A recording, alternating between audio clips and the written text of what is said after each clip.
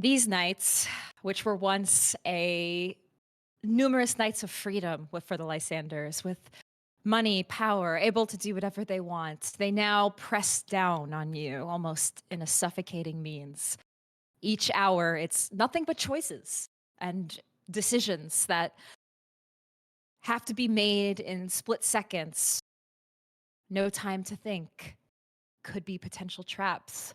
The weight of the city, the talk of rivals, and the continued hunger that you face, they're all pale in comparison to the conflict that perhaps faces you now and has always been there. Your Lysander legacy, the pressure, the constant battle for dominance, a bloodline cursed with this ambition. And for your father, Silas Lysander Sr., he himself has been a suffocating presence from the start, but now he's taken it to 1,000. His paranoia, it's always been there, but now his cruelty, it is unmatched to anything you've ever seen growing up. The power he claims to wield, though hasn't ever fully admitted to you all what exactly that is. Only by your own investigations and deductions have you been able to figure out what exactly he is planning. And these nights, they become heavier and heavier, more and more difficult. There's so much for you to do. Now, you must make these decisions. But this is the life that you've chosen. This is how it is for the Lysanders. It never stops. And now it won't stop until your father is dealt with. And that question remains, how far are you willing to go? When the time comes, will you be ready to make those decisions? How many more sacrifices do you have to make in order to get there? But the city, Chicago, it waits. The night watches and maybe other things watching as well as our Lysanders prepare for war. The war that has been a threat waiting to come for some time, and now it's finally here.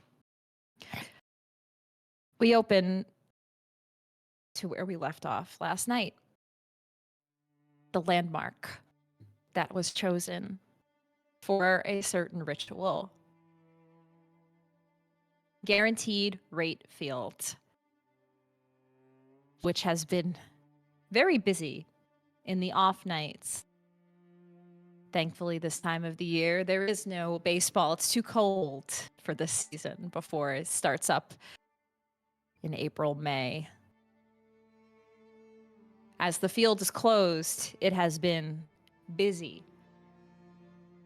For the Tremere have taken every aspect of the field for their blood sorcery. And this night, Silas, you return after a few nights of disappearance. You return with the Justicar, Lucinda.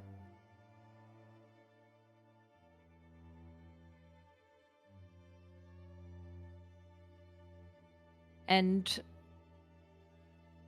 what you see when you arrive is your sire, Aisling, and Deucible.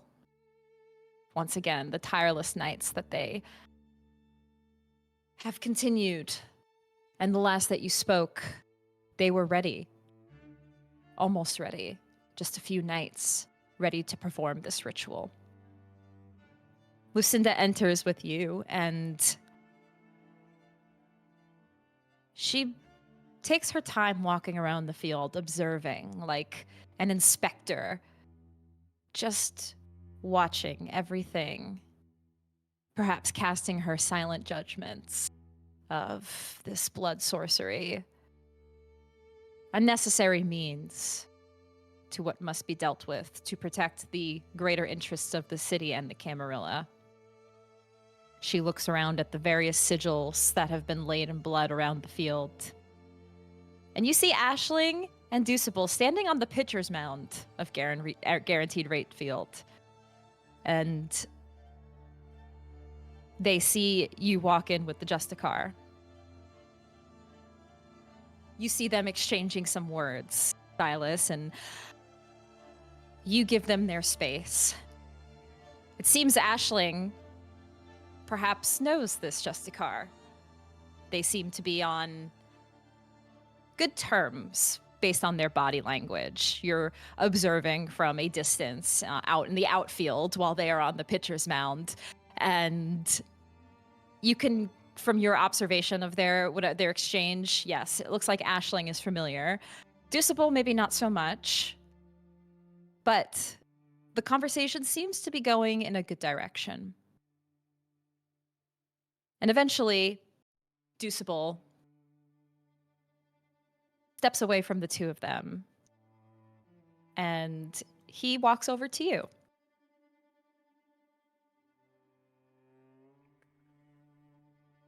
Sorry to spur an unwanted guest on you in this very trying time.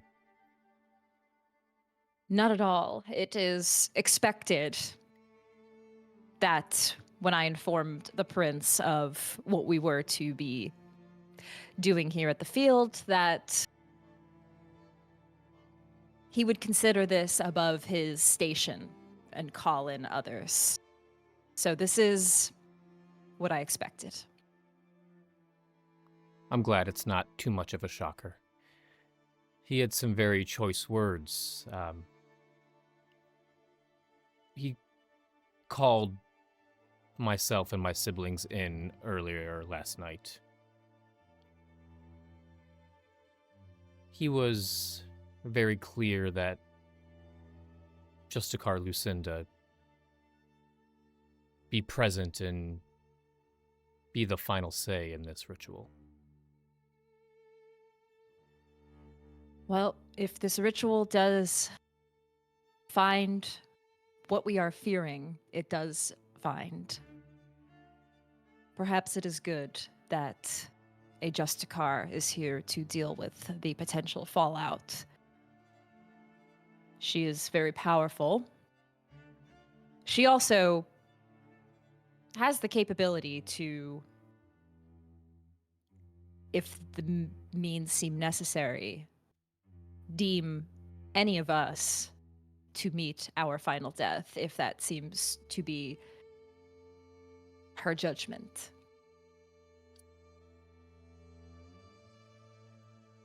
She made it very clear on the way here that that is a possibility, especially with the family ties to this ancient being that I have, me and my siblings. In the Camarilla, they have what is called a red list. This list is those who are seen as enemies of the Camarilla as a whole. Those who think of it as a wanted list of sorts. I don't see that happening to your family, but if for something were to happen and your father is involved, could see it happening to him if he does make it out.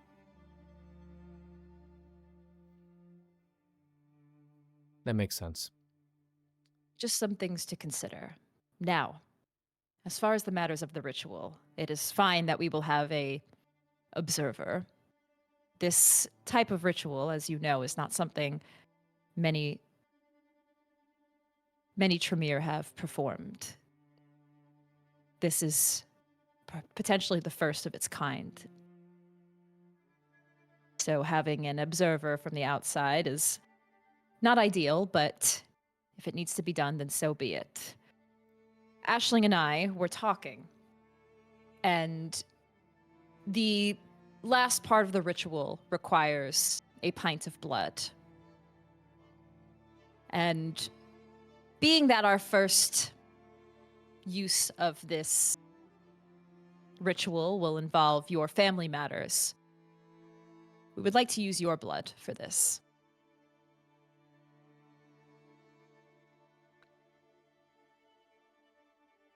Fine. I'm okay with that. As much as I don't have, well, I don't have much Lysander blood running through these veins anymore, but any sort of metaphysical connection between my pre-embrace life, I'm sure there is some still pumping through these undead veins. Yes. Regardless, you are still his heir. You are his firstborn son. And whatever ties that may still hold, it may help in the ritual process. Done. Easy enough. Very well then. I think it's time. There was one more thing. Prince Jackson made it very clear that if we are to do any other rituals within the city limits of this caliber, that he be told about it before preparations have already started. You see a bit of like a side eye from Deucible, the regent. And you see a smile crack on Silas as he says this. Well, I'm sure that the prince will be informed of all future rituals of this caliber. As long as they're under this caliber, he's on a need-to-know basis as far as I'm concerned. Indeed. Are we ready? We are ready. Well, And he turns and starts walking toward the pitcher's mound for ushering you to follow him. Silas would follow.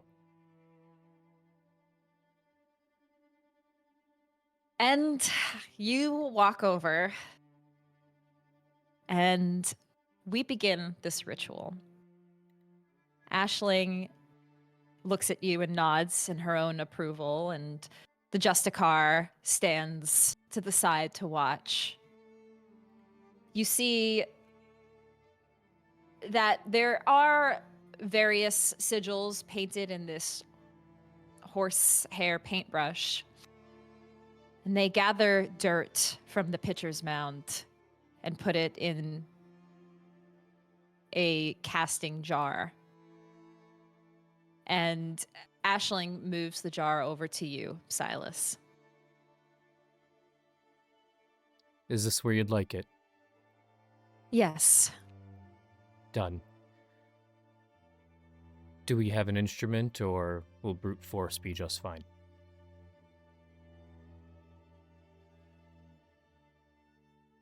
She hands you a dagger. He will take it, and he will start at the soft spot where his forearm meets his bicep and just cut all the way down. And begins to pour his blood, a pint, into this receptacle. And as you do, go ahead and give yourself a dot of hunger.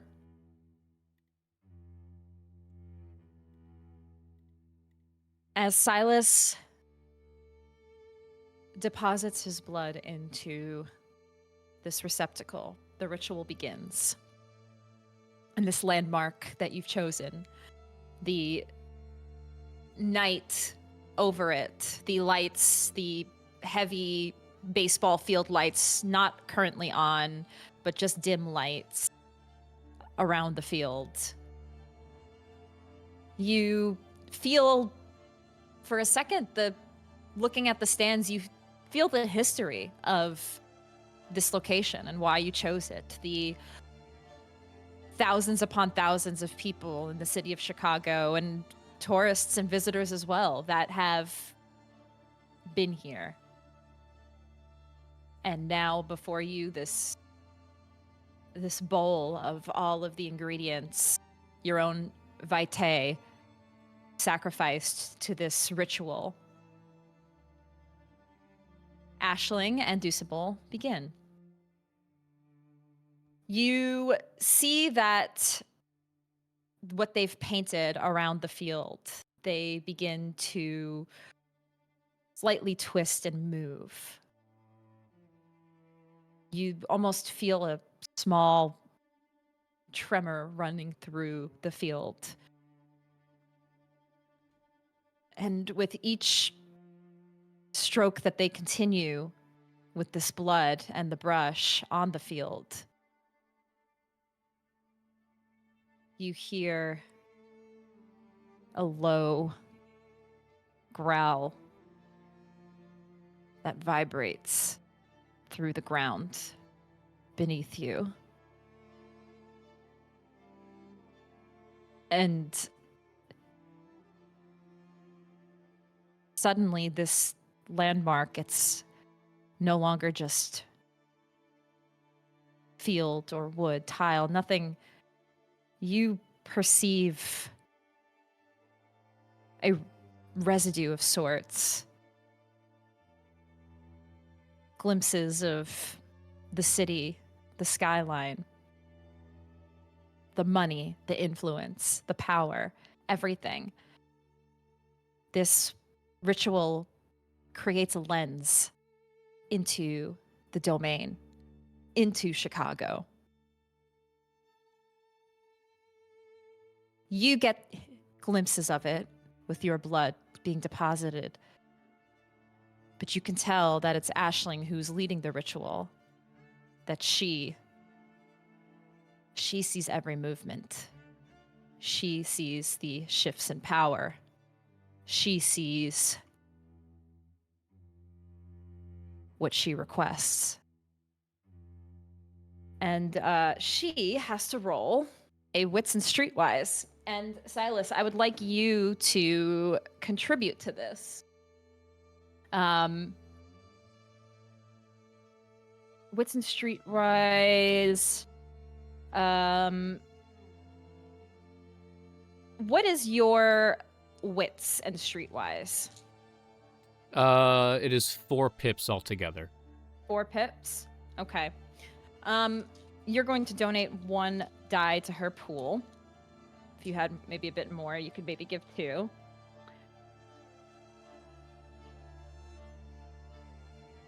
And we will see how many successes she gets. 3 successes. Oh.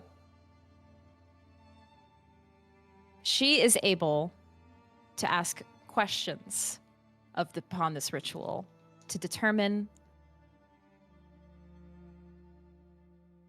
what she wants to see answered. It lasts until the end of the story, and more questions can be asked. Right now, she can have 3 questions.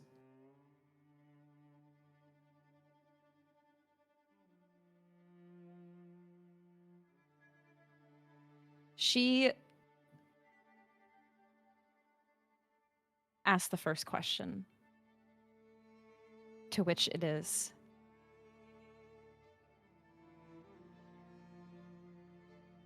is there a Lysander Methuselah within the city of Chicago? Getting that first question out of the way.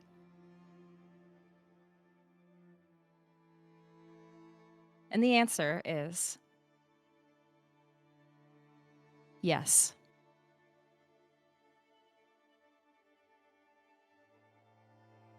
Her next question is, Where is this Methuselah located?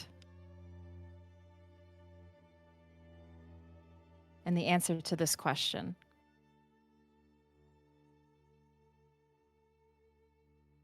it sleeps under the building of Ethos Investment Properties.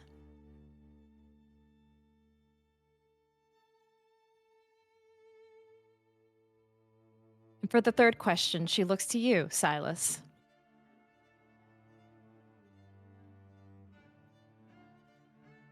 I would like you to ask the last question. What is it that you would like to know? Oh man, I was not prepared for this.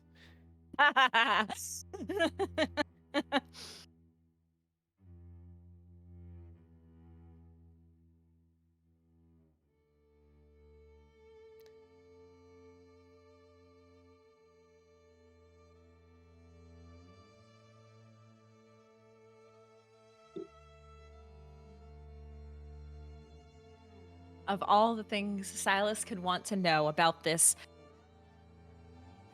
looming threat that he's heard so much about, knowing that it now exists. And it's in a location that perhaps he didn't expect it to be, but it is there.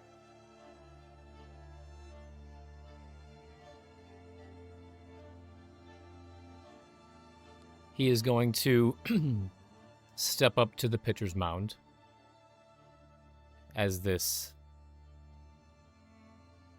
vessel of his vitae is resonating throughout the ground. He's going to ask, what is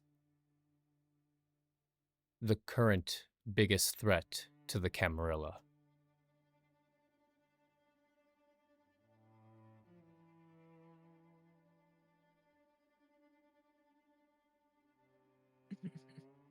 The biggest threat to the Camarilla.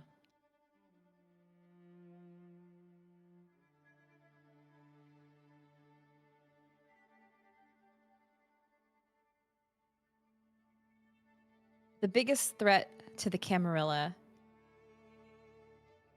the source lies right there. Although it's a mix, it seems like part of it is under this building of Ethos Investment Properties. But the other half, it is somewhere else. Somewhere distant. Somewhere near the Succubus Club.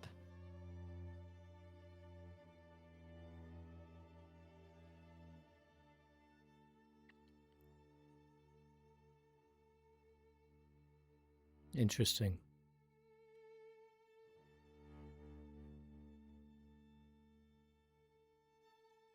It's almost like it's torn between the two, not sure which is the greater threat.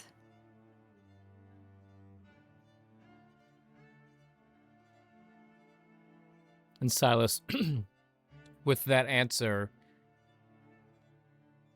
will turn to the Justicar.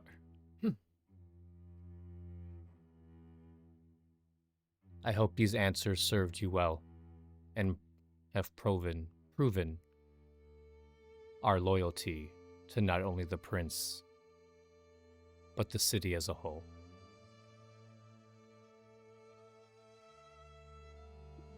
Yes. It has. It is unfortunate that the city has come to this. That Chicago is threatened by the same thing many other cities have had to deal with.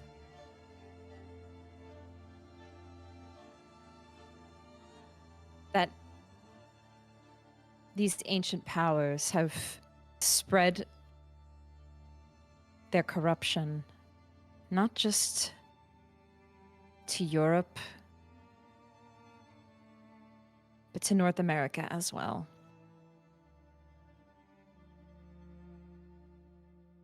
Now we must prepare. Prepare we must. I wouldn't take too long. If I know my father, he probably moves it on a bi-weekly basis. Yes.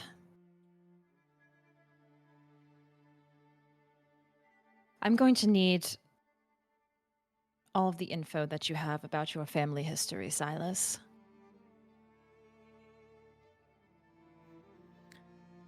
Not only do I have a book, but I've been keeping a ledger of the future. I can bring it to you. Thank you. Will you be at the Ivory Tower? I will be with the prince, yes, at the tower. It will be in your hands by daybreak. Do you intend to bring it by ghoul?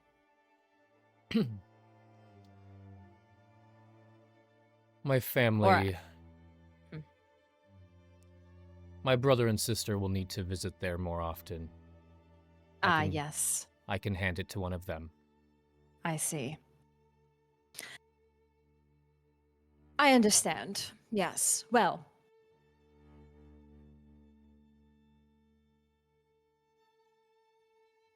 I will make sure that the prince is aware of the vital asset that the Tremere have provided in locating this information.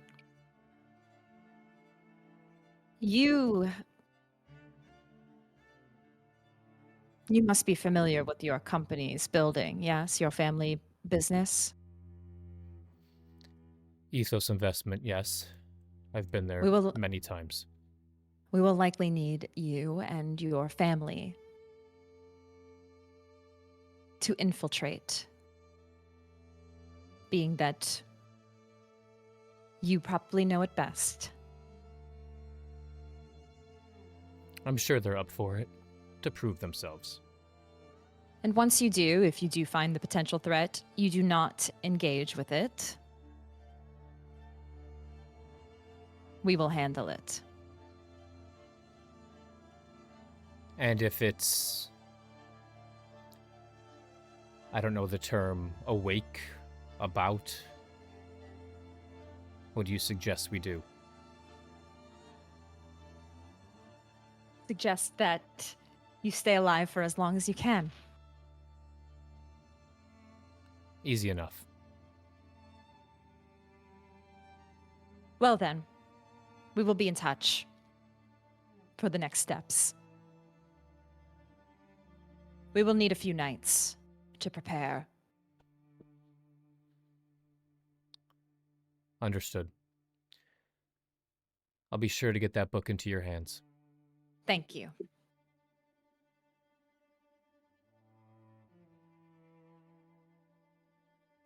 And Deucible, who is actually amazed that the ritual, it worked. He begins writing down many of the components, the notes, the things that he's observed, how the blood reacted to the field, how it created this resonance and residue. You see him just absolutely enamored with this work, knowing that Chicago was the first city to perform this ritual. Seems I may also have a meeting with the prince as well. I did bring that up. If this was successful and the Justicar was pleased, I made sure to put your name in for Primogen. You should have his blessing.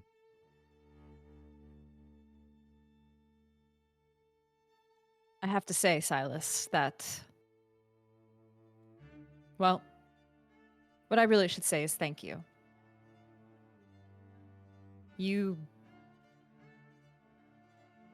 circumstances of your embrace and your family, it is not something I would wish on anybody. However, it did bring you to my chantry, and you have been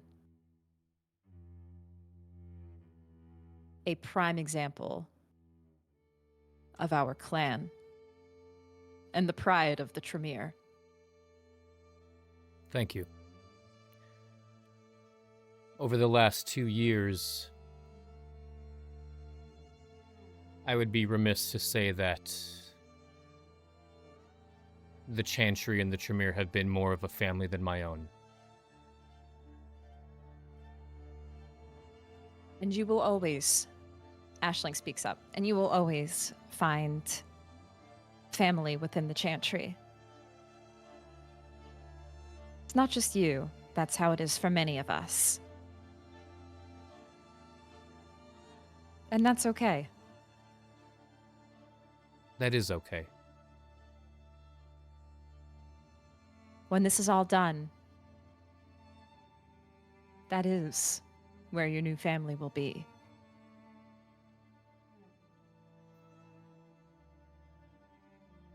I'm looking forward to it. As am I. You will no longer need to feel connection and ties to your family and its bloodline. You can live how you want to live. You can be free of all of this. Just know that you can finally say goodbye to the Lysander life that you have so desperately wanted to run from.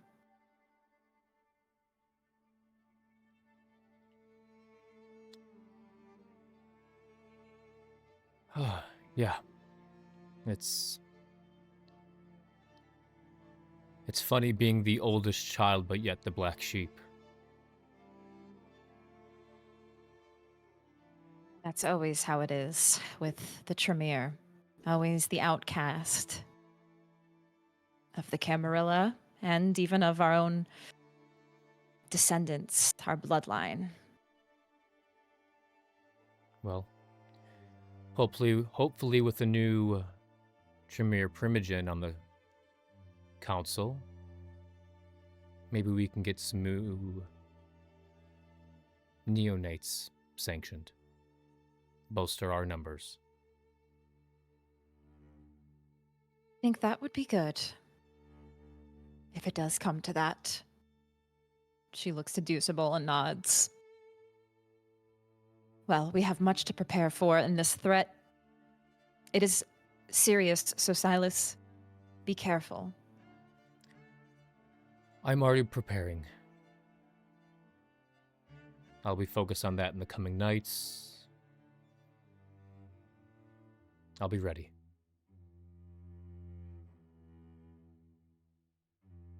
And the two of them clean up the ritual pieces. They begin getting their things together to make their way back to the Chantry, keeping the notes of this Fisher King ritual and preparing it if they so need to use it again. And we cut from Silas to Willow. Willow, these upcoming nights, you have followed the prince and the sheriff's orders and returned to the prince in the following nights. But the other thing that you do is check in with the anarchs. After this news of what you've learned from the prince and his goals, that though he may not officially sanction the anarchs, he also will not bother them, and gives his suggestion of the anarchs doing what they need to do to perhaps take out your father and be completely scot-free from said situation. You regroup with the anarchs, the small group of them that still remain in Chicago in your new building. And you actually see a new face talking with Maldavis. Oh. She is talking with somebody else who has long hair and sports a familiar leather jacket to the Anarch movement. Her presence, it just exuberates an air of importance in some ways. You can see the other Anarchs whispering to each other and looking at her. You look and you see this woman, and she looks at you. And the art that I sent you, thank you. Because I sent Chris art with no context, and he was like, huh? You see a woman, she looks at you. So this is the kid. Kid? Yes. Who are you?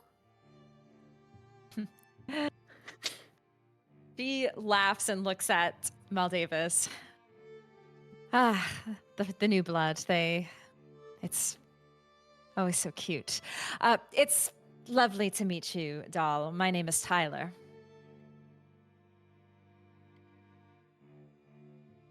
Uh-huh. And let me ask, would Critias have taught about this, or is this a name I do not recognize? Roll me an intelligence politics. Gay. Who are you? Oh. Oh God, the disrespect. I'm so sorry.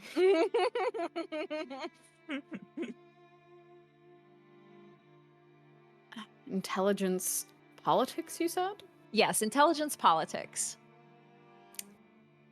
Well, I'm not in politics, so.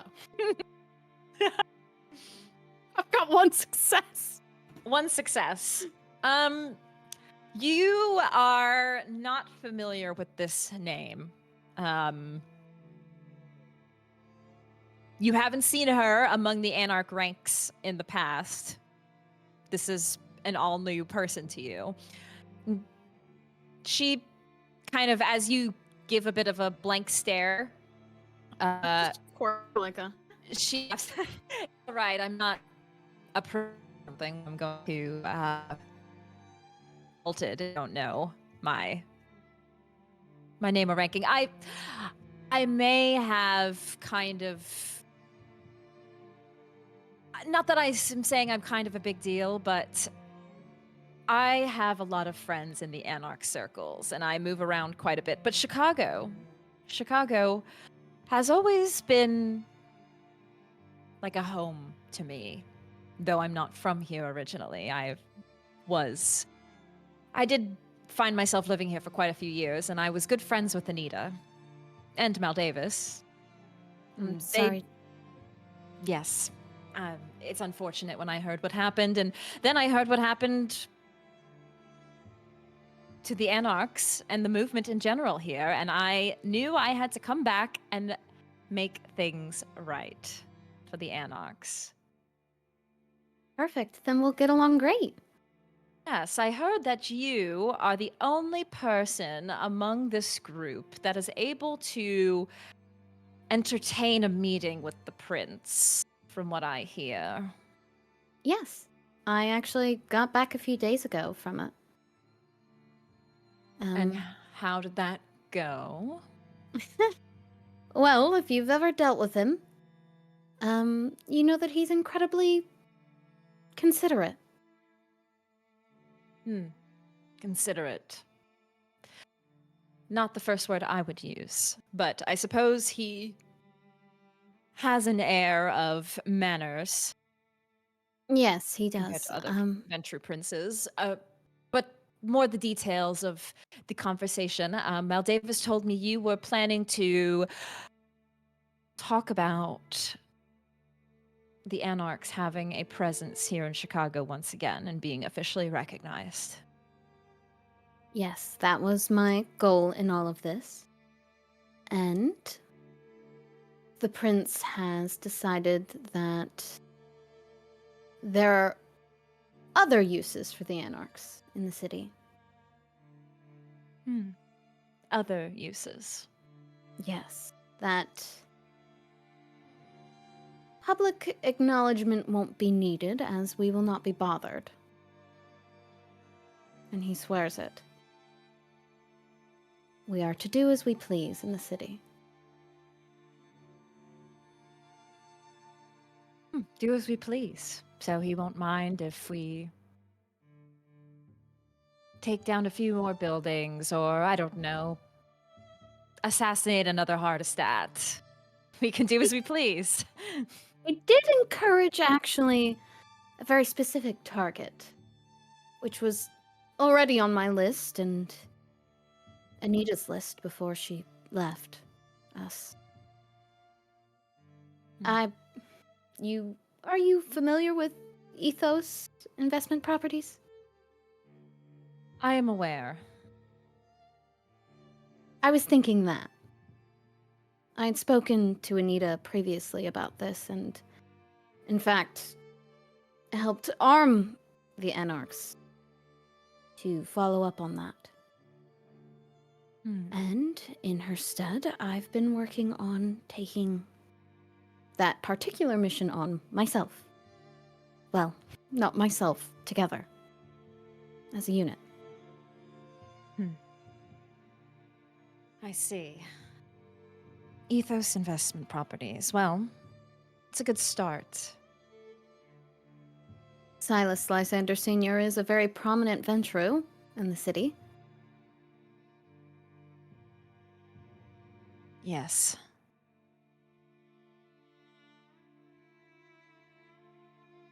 If this is what the prince thinks is best for the anarchs, well, he doesn't have a clue. But I think if he is giving the okay to have a little fun, then that is where we'll start. I think, in fact, he used the words, chaos did come up, at least once. I was quite surprised, actually. You must have really made good with him then. I think we got along pretty good. That's good. We could use it. But That I was think, my Willow, hope. I think that if you are a Lysander, you're looking to take out your father. I know bits and pieces of the complicated history, but I don't need to get into the details. What I will say is, for us, for the Anarch movement,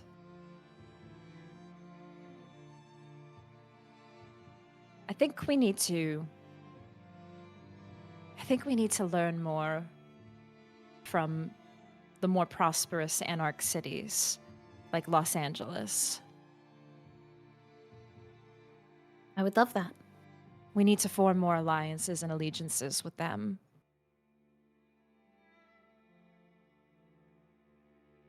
I have been to LA many times before, but I would like those who consider themselves the leaders among the movement here in Chicago to perhaps join me, to do a bit of a tour of some of the other cities, meet some of the barons, understand their goals for their cities, and see if there are things we can learn to rebuild the movement here. I think that would be incredibly useful, yes.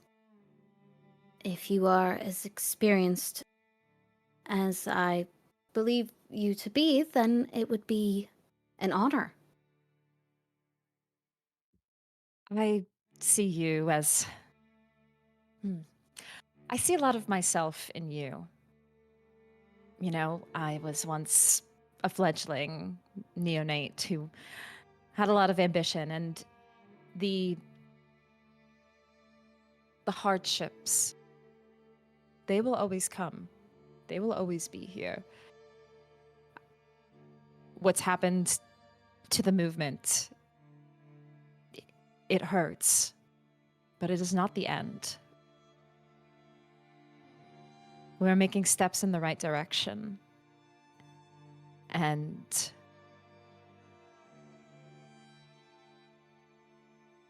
if Ethos Investment Properties and Silas Lysander Sr. is our first, I think the Ventrue in general need a bit of an understanding that though this city has always been theirs, it doesn't have to always be that way. We start with that, and perhaps one day we can move on to other Ventrue lineages in the city. I've got a few in mind. As do I. But Let's- sure, let's start there. Why not? It'll be fun and should be, I don't know, rattle enough bones in the city to make a good statement. Well, you probably know it better than us, so let's get things prepared and you can lead the way, Willow. I'm happy to. Do you have a preferred weapon type? Well, Pulls out a notebook. when I'm going to look up something really quick. I think when she took out Hardestat, she used a gun, if I'm not mistaken. Slay girly. I'm pretty sure she just shot him in the head. I do think so, yes. Yes. So I would say that would be my preferred. A pistol. Pistol. Perfect. Okay. I'll put an order in. This should be fun. Very. And then, oh wait. Before, I have so many Anarch questions. They don't teach you about this kind of stuff in the classes that you go to. And she would probably promptly sit this woman down and ask her more of history of the Anarchs. She wants to get to know how things started. Because a lot of this, she didn't get to learn. And she indulges your questions. Anything you ask about the Anarchs, and you, as you're talking with her, you realize that she is in fact very old. Though she carries herself with the modern trends of style and fashion and haircut and everything, she talks about centuries of history. Oh, she real old. Yes. And I realized that she probably actually didn't use a gun. I'm thinking of Theo Bell, who I was like, damn, was she gonna shot say- someone too? Yeah, so Yeah. Theo Bell is Sure, one who- she shot people. She killed But- the older Hardestat, the elder, and he killed the younger. The younger. Elder and So younger. That's she right, there's probably elder and took a damn blade to his head. So she Slay queen. maybe she's actually like Dorian and wants a sword. But so she just kind of gives you a bit of history. Yes, you realize that she has a lot that she could probably teach you about the Anarchs, about history that goes beyond your family and the Ventrue tinted lens that you've been fed as far as history goes. Oh, she loves this. Truly just getting a lot of knowledge that a lot of them don't have. Because, we weren't properly taught how to be kindred. And we fade there of Willow and Tyler sitting and talking and chatting with Maldavis and the other Anarchs as well, forming their own resistance, their own plans for what is to come, for Silas Lysander Sr., and his company. And several nights pass at this time. I'm going to take a slight time skip into the future, where preparations have been formed, your blood bond secured with the prince. And I will also say any feeding that you needed to take care of in these nights, you also have been able to take care of. And you've sated your hunger. You've prepared rituals and other abilities and skills as the players took in their XP right before the session started and spent it on things that they needed to prepare for these next 2 episodes. And for the first time, perhaps in several nights, the Lysander coterie, the Lysander children, since the meeting with Prince Jackson, you all are able to regroup and meet together. Just for a moment of perhaps peace, like you used to when you used to meet as a coterie, and there was not as many cares that you had to think about. Yes, your father was always a problem, but it wasn't so imminent. Now it seems like these nights you don't have that time to meet and chat and catch up. Now it's just all business. And just as it will be and has been, tonight there is business to be discussed. And the 3 of you regroup to talk and plan for your next steps.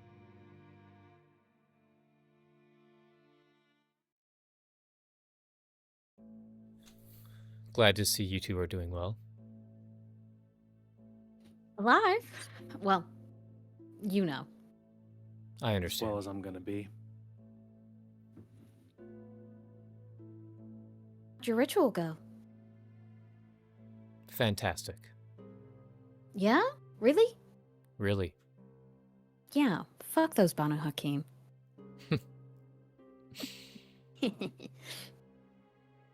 Well, that's got to look good for you with the Tremere. It's good for the Tremere as a whole, as well as the city with the Justicar in attendance. Oh, you met her. I did. We drove to the field together. How'd that go? What is it like to meet someone like that? Not what you imagine. A good way or a bad way? A bit of both.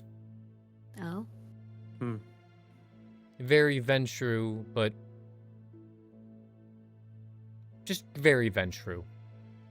Business, Got it. history. Just what we need then. Yes.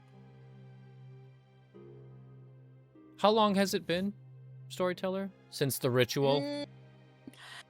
I'm gonna say it's only been like 3 or 4 nights at Okay. at this point. Got it.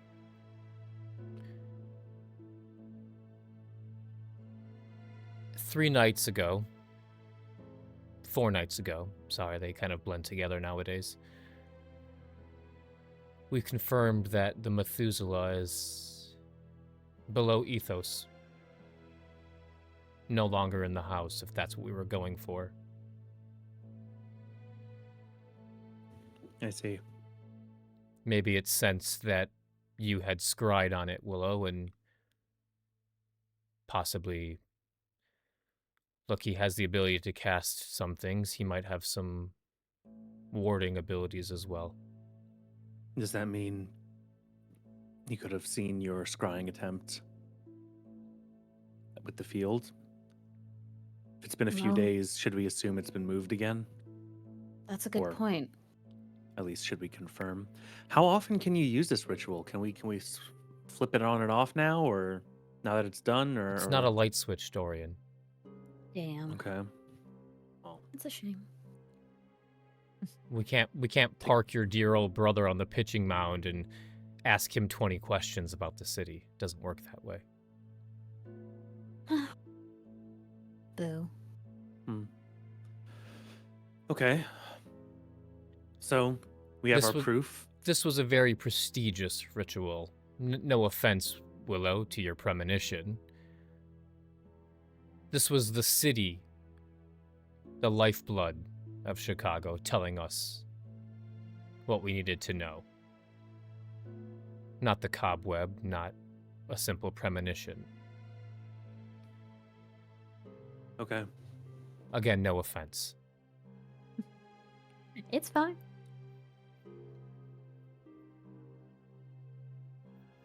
Okay. So we have our proof. We've got backup from the prince, Correct. from the Ventrue clan. Yes.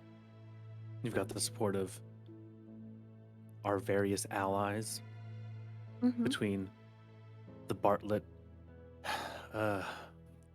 Corporation and Caden's assets and the Anarchs. Oh, I met the most interesting individual who's gonna help us. Have either of you heard of a woman named Tyler? I won't even have either of Dorian. You can roll me. You can roll me an intelligence politics. Okay. Silas, you wouldn't know. This isn't in your books. But Dorian, you might know.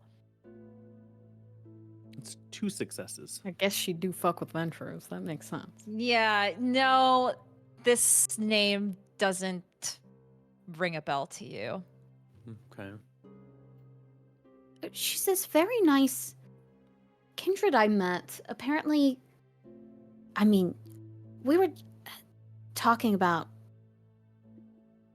just, the history of the Anarchs and telling me about other cities.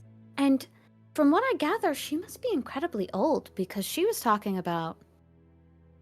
Did she talk about Hardestead at all? She did. Did she say she's the one who did it? She did. She told you. She's pretty proud of it. She said, that was me. This is the woman that killed Hardestead the Elder. You both, yeah. Both the brothers like, oh shit. Yeah. But she's so cool and nice, and she's been giving me pointers and been hanging out at the warehouse. Does she know of Caden? Yes. I assume she does. We're focusing on Dad though. So I mean, I also I just wanted to inform you about my new friend. She's a lot of fun. An elder vampire shooting the shit with you, Willow. Can she be Yeah. trusted? Well, she kind of just showed up. Apparently, she was friends with Anita. And Chicago is a little bit... She considers it like, her stomping grounds, her home. And was just checking in after hearing about everything. And she said she was really proud about, what I had done. And Really? said that I could lead it. And she would follow. That's gotta be good. I mean, the lady killed, like, the oldest Hardestead there is. That's gotta be an ally worth having. That's high praise, Willow. Yeah.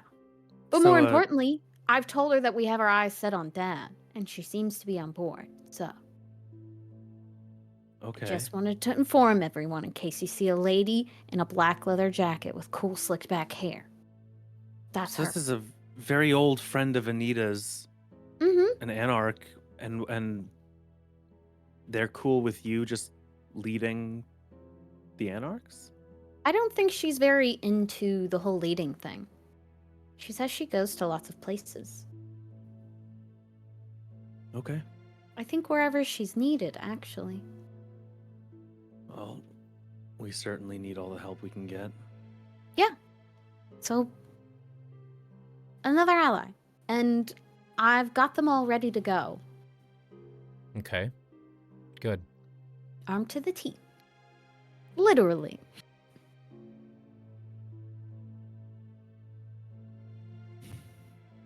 What else do we have? I mean, I think that's what it. else do we need? That's a lot of stuff. The only Oh, thing I can think of. Silas, are you no, gonna tell them? yeah. I was about to bring it up. Okay. Yeah, Okay. I was like, this is kind of big news, Silas. Yeah. About us going to Ethos, correct? Did you tell? Like, oh, right. Yeah. Sorry, I forgot that you kind of mentioned the whole like confirming the Methuselah's a thing, and that's what everybody that is established. Yes, that Mhm. was the first thing I did. Okay. Yeah. Sorry, Yes, my yeah. brain was elsewhere. Okay. The Justicar gave us a mission, essentially, as well. With our connections to Ethos, she wants us to infiltrate the building personally. I see. And our goals, our plans. Confirm the location of the Methuselah and wait for backup, essentially. Do not engage. Okay. Okay. So just set eyes on it, find it, then go. Find it, then go. Hmm. Yeah. Okay.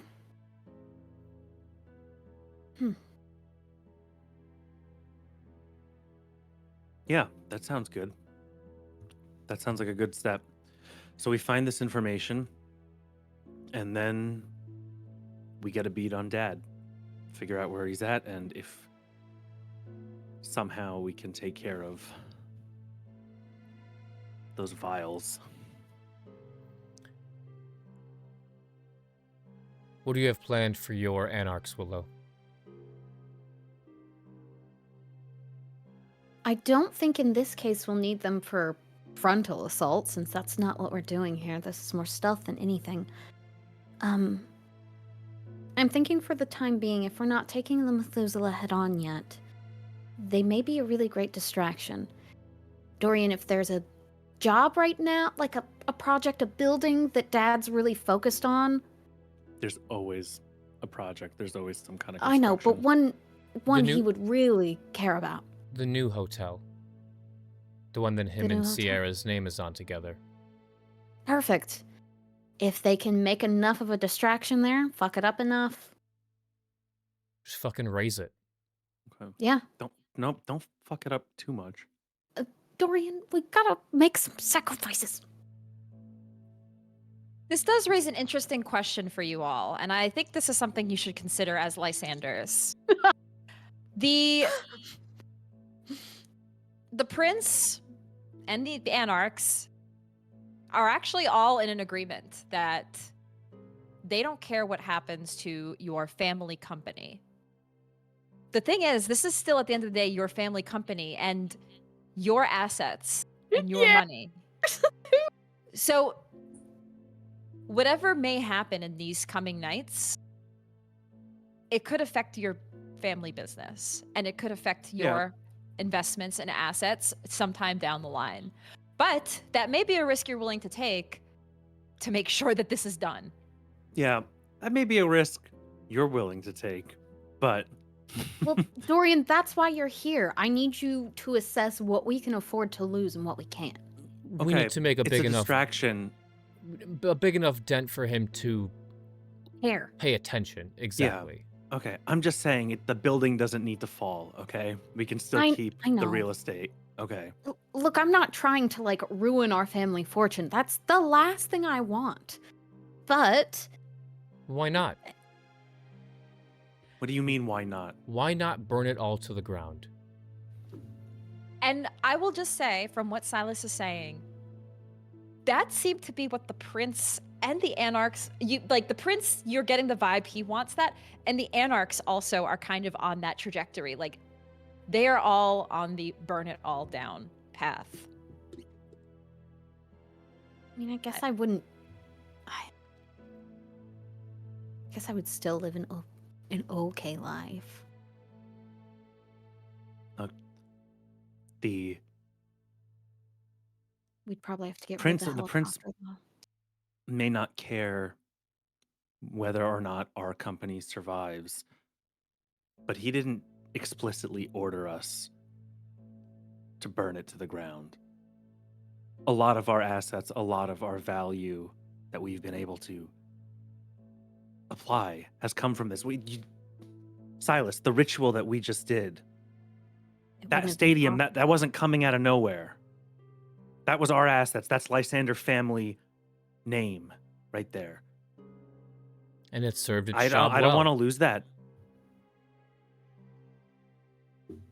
You don't think we'll ever have need for something like that again? In all the vast Tremere rituals at your disposal, you'll never need another landmark. You'll never need another building, private, away from private eyes. You'll never want that, Silas? The money for the stadium is already in escrow, so it's already practically paid for the next 10 years.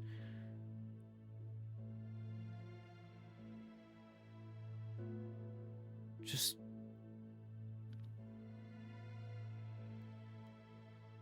wouldn't you like just a fresh start, Dorian? You have insurance? No, I don't want a fresh start. I've clawed every bit of wealth this family has put together for generations. Every bit of status that I've had to climb at this company with the Ventrue. No, I don't want to throw it all away. And as far as I understand, nobody's forcing us to. So if this is just some final act of rebellion, we're about to kill our father. Right? Are we going to spite ourselves in the process? I don't understand this.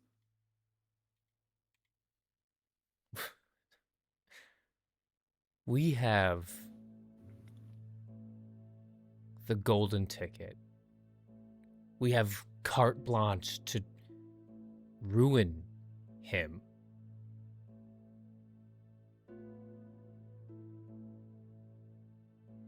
Oh, did Silas freeze? No? No. Oh, maybe I just froze. No, just intense. He was just... Yeah, I was just Just staring intense. daggers. So I got my new prompter set up here, so I'm staring at the camera now. Yeah. No. And you just froze. I was like, oh. So what? Say again. We have the right to destroy everything. We have the ability to... You could change your name. In 20 years, 30 years, no one would even remember Lysander. What are you talking about? I don't want to change my name. Have you listened to a single thing I've said? I want to restore the Lysander name to what it was. I want to erase the stain that Dad has put on this name. I don't want to start over. I could have done that at any point. We could have just walked away. What are you talking about?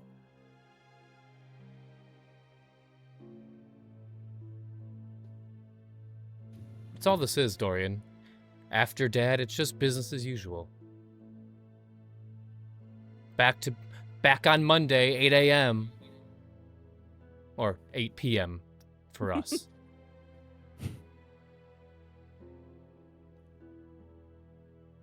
I intend to keep growing my influence and my standing in the Camarilla.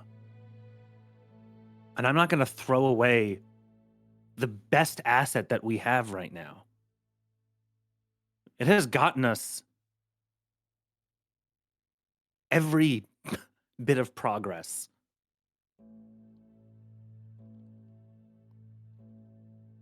Okay. Fine.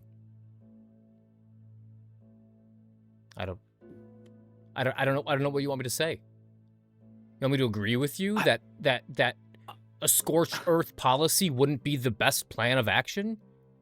He'd have to come out from hiding. For a distraction? He locked you in a room. Do you know what would kill him even more? To watch everything he's built go to the sun that failed him. That would be far better than just burning it to the ground. He's gonna be dead.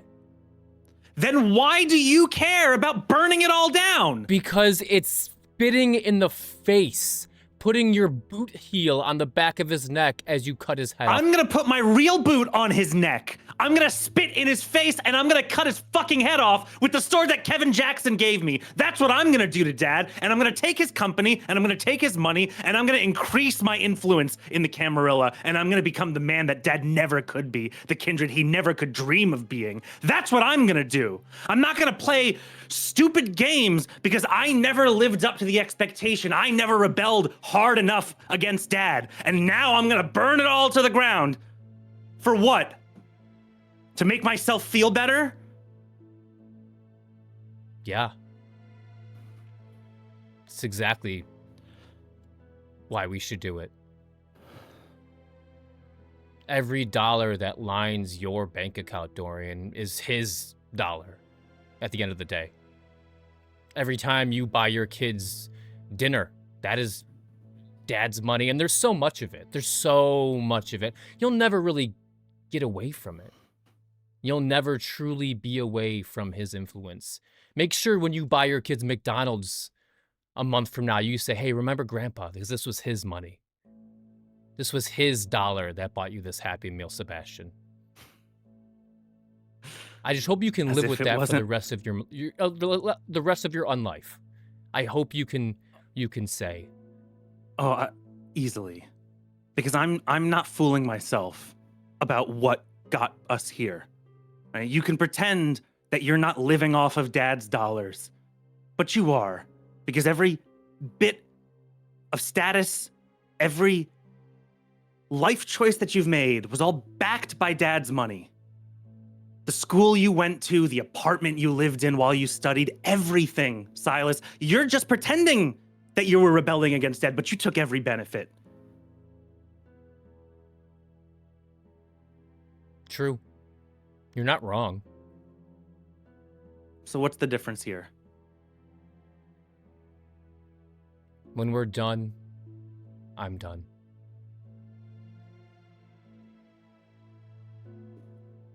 I'll sell everything I have. What? Everything? I want nothing to do with the Lysander name anymore. Are you gonna change your name? No, it still carries weight. Ugh. You're impossible. What a hypocrite. Ugh. Can't even Yeah. renounce the name properly. Done. I'll change my name. Oh Good. my goodness. No, you stop. With selling everything Ugh. I have, yeah, sure, I can find someone to make a new face, new identity. Cut all ties. You'll still be my brother and sister, but at the end of the day, Silas Lysander will be no more.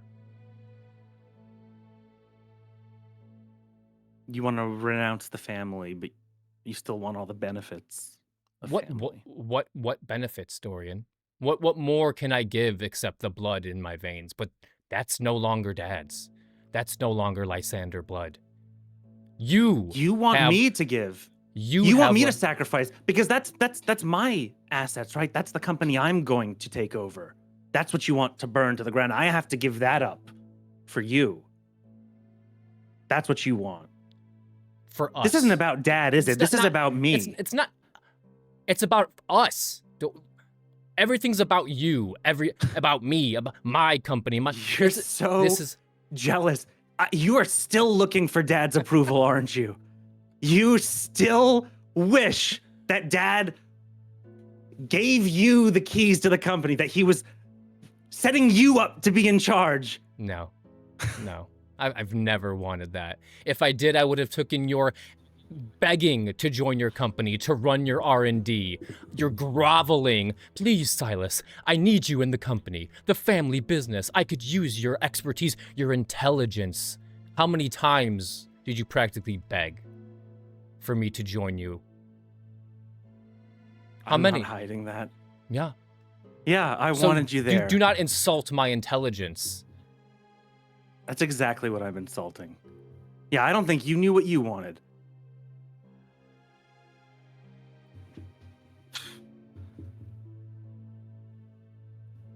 All right. You want to sell your family ties, you want to sell off your assets, change your name, that's fine. For now, we still have to work together and we have to come to an understanding. So I can't stop you from doing what you want to do if you want to go ahead and attack Dad's assets. I'm not going to jeopardize this alliance. But just, shoot straight with me. Sure. What straight shot do you want? Would it help if the prince called his little doggy and said, "Burn your father's assets"? Would that work? Then would you do it? Come here, boy.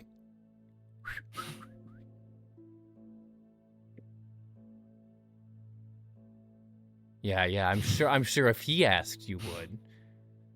But the good brother asking you to do it, no.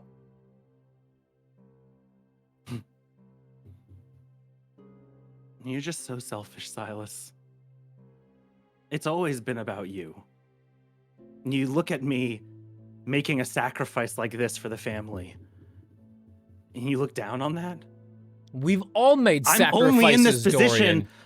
The only reason we're in this position is because the rest of this family couldn't come together, couldn't do what needed to be done. You needed to play with wolves. You needed to go off and do your own thing. And then you're going to go ahead and talk about how all the things you're doing are great for the Tremere. What a great benefit it is that you've brought to the Tremere.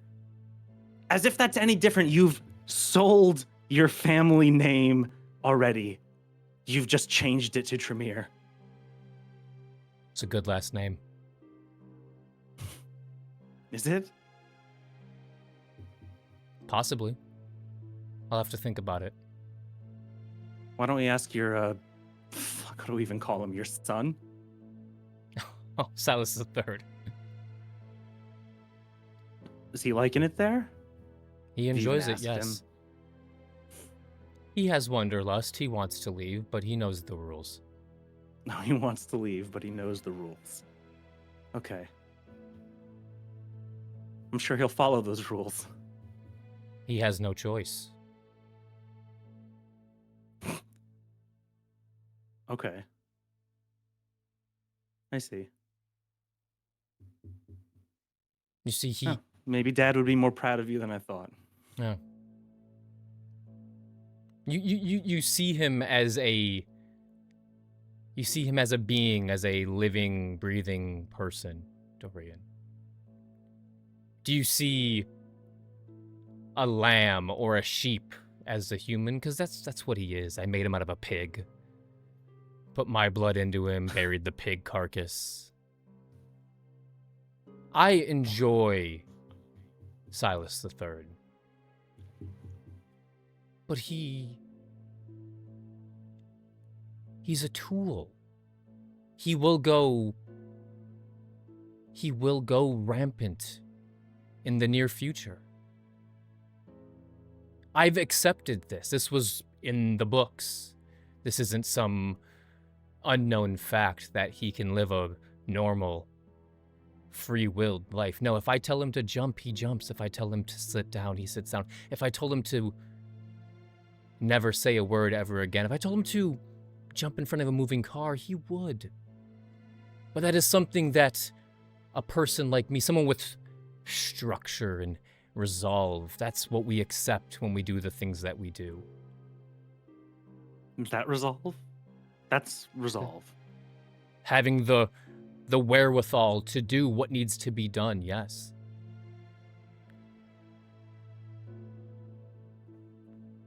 Dad's assets need to be burned. That's what needs to be done. No, that's what you want to be done. Willow, you've been quiet. What do you think needs to be done? I'm being quiet because you guys are yelling and being mean. Wouldn't you like to see Dad's assets in ashes? I think I fell somewhere a little more in the middle. One part of me wants it all gone and destroyed, but I also look back on all the good I've been able to do with it. And I think that is where I sit. I would have been able to do the shit that I've done without it. And I want to continue using his assets to do the things that he would hate. That's how I want to spit in Dad's face. I want to take his money and I want to spend it on the anarchs. I want to spend it on destroying other things he loved. I'm going to use it to live a good life that he never gave us. Let me That's ask you how I something. want to use it. It's a good goal, Willow. Yes. After our meeting with the prince, did either of you actually crack open a book about bloodbonding? Did you do your research? Did you read the fine print, like he said? No, I didn't, actually. I Dorian? trusted that. I know the basics. So what happens when he asks you to sign everything you have over to him? If that's the case, then that happens. And then you'll have... Yeah, it was a desperate move. It was a desperate move I wish that we didn't have to make. I wish we'd done a lot of things differently before this point. We weren't walking out of that room either way if we hadn't. You know that, right? There's always You a know- way. No, he would have killed us. So willing to gamble with it. He would have killed us. And then none of this would have been solved. And if that's the sacrifice that we had to make, then... Yeah, fuck it. We have to sign over everything. You know, I guess in a way that means it's not Dad's anymore. I'll still take it as a win. Because at Look- the end of it, no matter what, Dad will be dead. If the prince wanted me to sign away the company, then he would have and he can ask me to do so.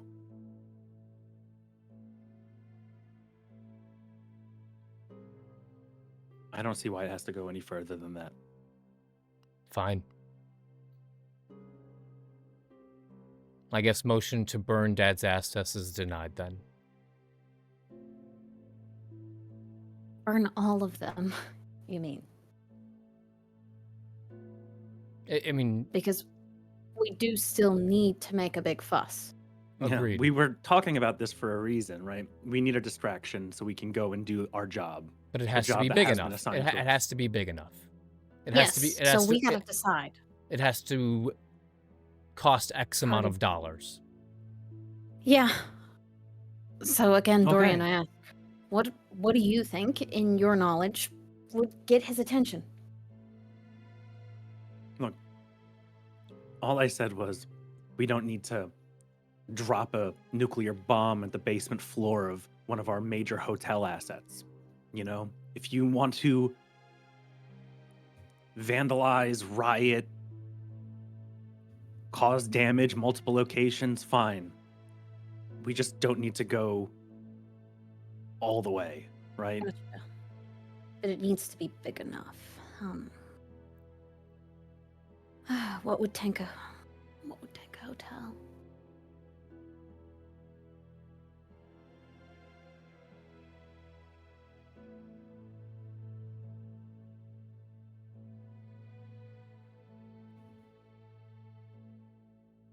Hell, maybe even just ruining the reputation of the hotel would be enough. Make it lose business. We don't have to necessarily destroy the building itself. But that might be slower. What about the stadium? What about it? Oh, I mean, the prince didn't seem to like the idea too much of having something that could scry on him anywhere he was. Technically, that asset's already paid for. We got the value out of it. But The ritual can't be done again, right? It can be done again. It's just not. Just difficult. It's not as easy as tasting some blood. No. Okay. Technically, the stadium was more your business transaction, Dorian, using your assets. Oh, yeah. More Okay. so Oh, than yeah, that's right. Dad's. It's yours, no, so that it makes wouldn't hurt sense. Dad. Right, yeah, right. okay. And Then- it's Okay. also I now wasn't thinking right. it's also now a part Tremere of the asset. it's also now part of the Camarilla, so you'd be effectively hurting yourself. Okay. Bad idea. Next, that one. Okay, not the stadium. I don't. Hell, maybe the hotel is the one. What about our house? Burn down the home. That's not a bad idea, actually. That We would don't- certainly Now get that- his attention. We don't live there Now anymore. that I wouldn't hate. We know the Methuselah's not there. Just make I sure already we got get the painting. Just make sure we get the staff out. They're innocent in this. Yeah. God, that sucks, though. I know there's so much shit down in that fucking basement, I bet. I mean, there was that one locked room that they had. God knows if there's any more. But sacrifices have to be made. It's okay. You know, we should probably hit multiple locations anyway. How many anarchs can you mobilize? Because if we can hit Dad's main office as well, that's going to cause a lot of commotion. I could do 2 groups, I think. Split them. Before we left the prince, he practically offered up any of his assets. Can you call in any of those? That's true. They could work together, or we could have the anarchs hit one and the princes hit another. And that's not even counting Caden's. I'm Also sure true. he has some members of his coterie that might be willing to help, or... Okay. How about the Diamond Yama? Oh, I would love to see that actually burn. That would bring me joy. Okay, so the Diamond Yama, the family home, and one other property. The new Some other- hotel that new your hotel dad was that's building being in built. collaboration with Yes. Sierra. Mhm. The new hotel. That's a big hit. I think that would be enough to get Dad's attention. So So- plan is we're going to go confirm the Methuselah, and then wait for backup when that's taken care of. I think they should hit the targets first, cause a distraction. Then we go to ethos. The less Yeah. They security, are- the less security at ethos, the better. If he needs to call in anyone under his retainer, makes it easier for us. What did the Justicar say that they were going to do with the Methuselah? They didn't say specifically, right? It didn't say quite make it clear. She said, find its location, do not engage. And she will probably give you like a bloodstone or a way to communicate once the time comes. But they have not said what they're planning to do with the Methuselah. Got it. Okay. Did you get the sense that they were going to... I mean, are they going to, like, try and take care of it? Like, is that...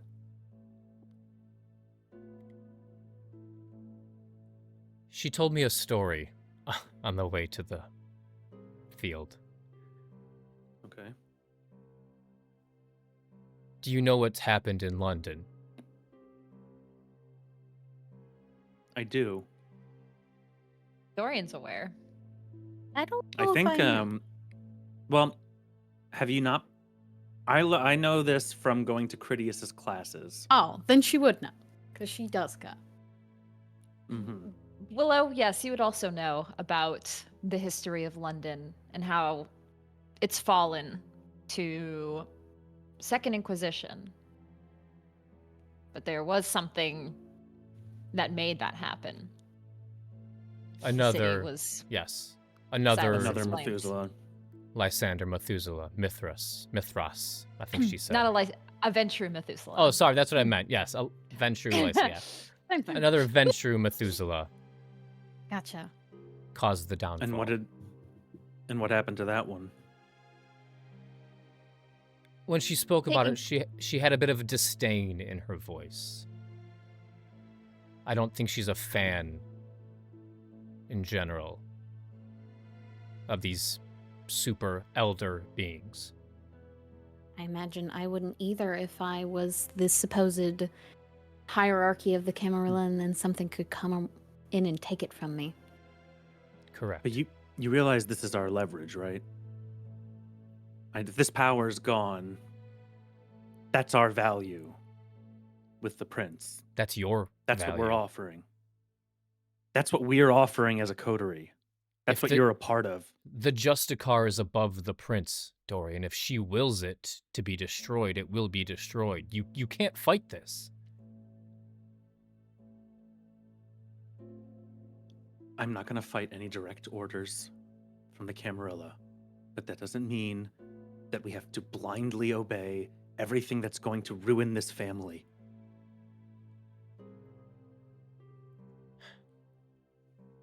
I will not stop her. I want to make that clear. I didn't say that we should. I'm just trying to determine what they're trying to do and see what our steps can be. I want us to be on the right side of this, whatever the best side of this can be. I need to know what the options are. I don't know.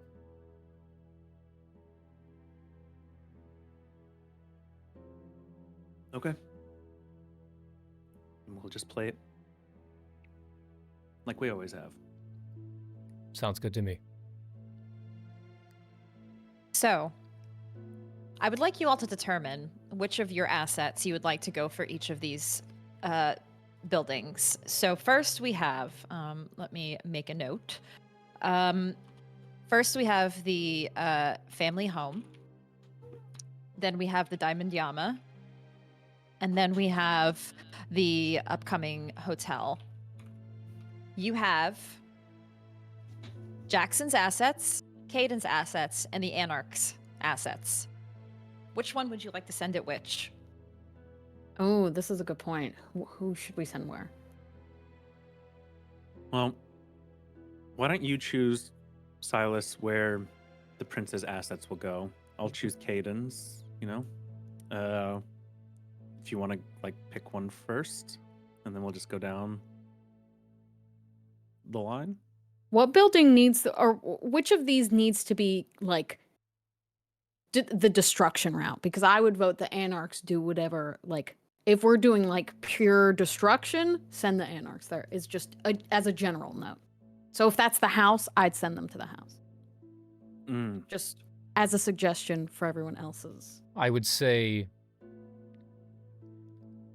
because the Diamond Yama is a public building open to the public, we should use the prince's connections. I understand he Okay. has many humans still on retainer, correct? Yeah. Yes. They would need to abide, at least the kindred inside the Diamond Yama would probably need to abide by the Masquerade, unless they're willing to slaughter dozens of people. Okay. Well, here's the question then. Do you think Dad cares more about the family home or about his biggest, newest business venture?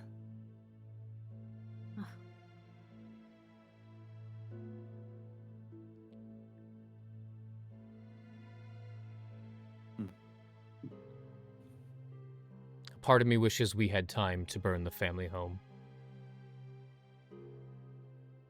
Okay. Ourselves. So the Anarchs go after the business, Yes. Okay. and Caden will assist us with the home. Alrighty. There's nothing there that he can use against us, correct? Caden? Yes. I mean, I don't know. But to be quite honest, he's got enough on us already.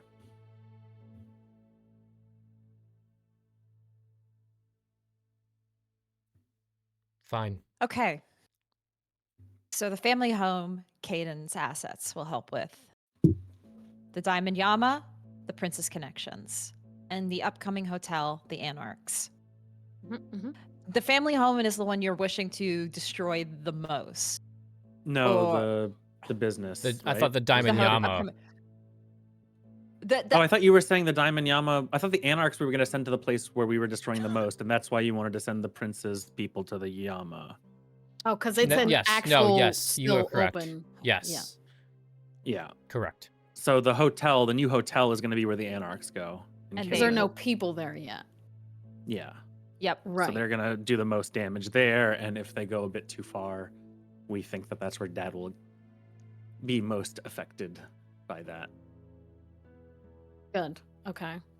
Then the most, sensitive of them, Diamond Yama with public facing. We get something a little more low profile with the Prince's people, and then Caden's people are going to help us burn the house down. Okay. Slay. So that's the plan. And first, that will be executed in the coming nights. These attacks will happen perhaps all at the same time to really make a dent. Yes, Willow. I'm realizing a very important thing. Yes. I used a power on Dad that should still be in effect. Yes, you did. Ooh. I should be able to see where he is, unerring pursuit. Yes. Yes, you would be able to. I just want to bring that up. How long does that last? You stated, you gave me a time. Yeah, frame. based on how many successes she had is how many nights it stays. So she still has it active, though probably not for much longer. I'm Yeah. just seeing if you need to make another resolve aspects or it just exists. User can recognize the surroundings of the target with. Okay, so no, you will be able to locate where he is if you reach out, and if you need more. If you will look more into the surroundings, you just have to roll an intelligence to streetwise. Okay. Oh, this is so good because he can't guard against it. It literally says it in the. Oh, that's so good. Oh, I love this. Okay.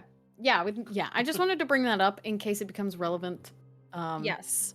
And also, before we do these attacks or set these in motion, we should probably figure out where he is. I think that Yes. would be useful if we Smart. could do that. Smart. Where is he at the moment of these attacks? Yes. So, okay, so when those attacks happen, you will determine his location. Yes. Then once that all happens, you all are going to make your way to his location. The Justicar also reaches out and actually meets with the three of you because she wants to meet the other Lysander children. So after a bit of time and discussion, Justicar Lucinda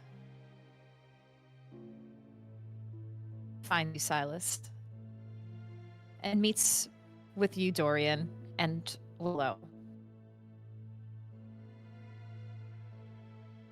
So these are the other Lysanders, children of Silas.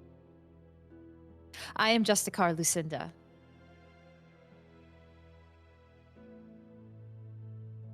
It's nice to meet you. It's good to see you again, Justicar. Yes. I just got out of a meeting with Prince Jackson, and we've talked about the next steps. I assume you all are prepared for what's to come in these nights. You've discussed amongst yourselves the plan of action. We have, yes.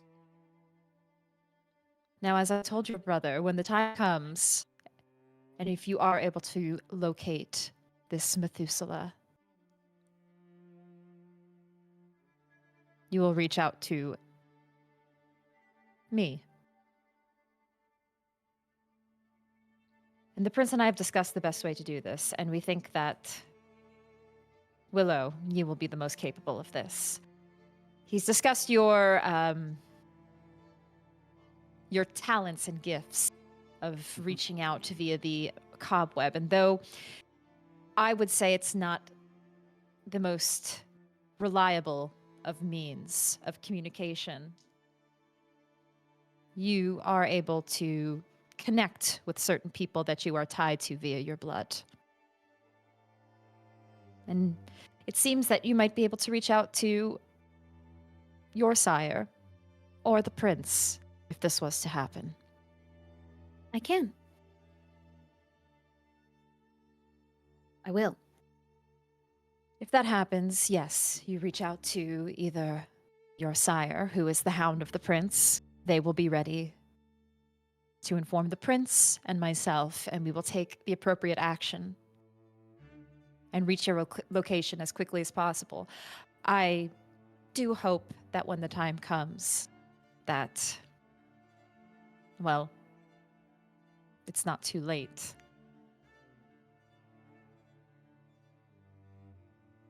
So in case there is some sort of collateral, I have also asked the Tremere to prepare a stone to track your location. She hands it to Silas. If we don't hear from the cobweb,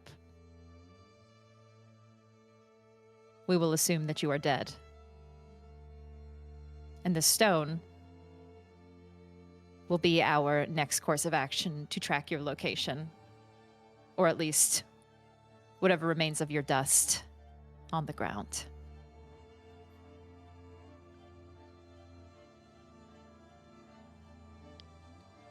If we can't get in contact with you, I can break it, shattering the connection, signaling that we found it.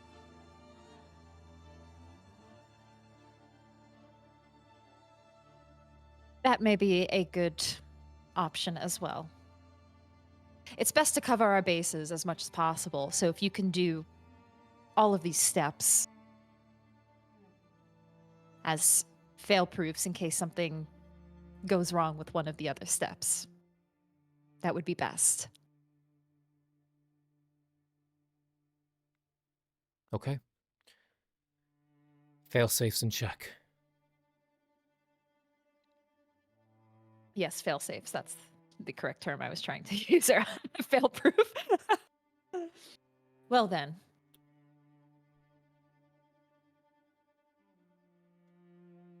I've learned a lot about your blood, your family, the Lysanders, your family tree. Seems you had an uncle, Nosferatu, who was several generations and took the place of your father's brother after he died. Interesting. Seems that they were responsible for protections, and many generations ago your family made a pact to keep this family secret safe. Seems your father is the first one to take it in a different direction and actually use it as a threat.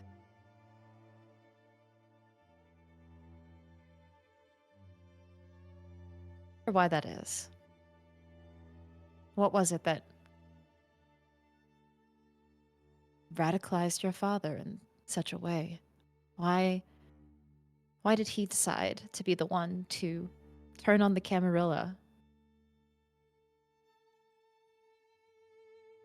Questions I will never get the chance to ask, because if you do get him and find him, well, the prince has already made it clear, as well as the Justicar and Archons.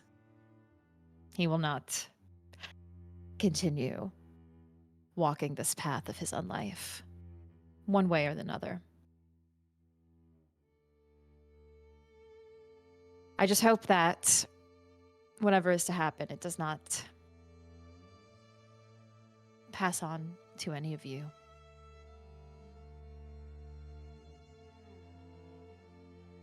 What do you mean? Well, you are his descendants.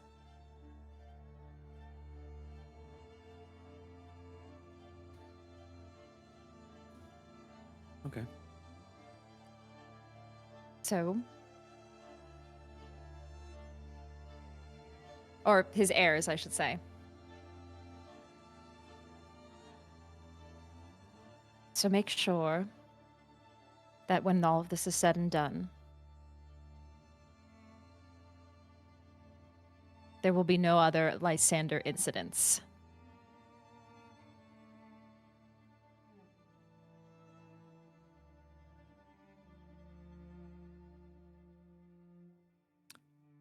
There won't be any other incidents. The prince is already assured of that, and we're loyal to the prince.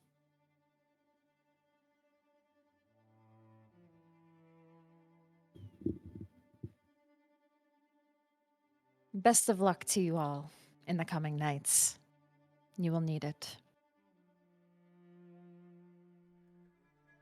Thank you, Justicar. We'll be in contact. She turns around and exits. And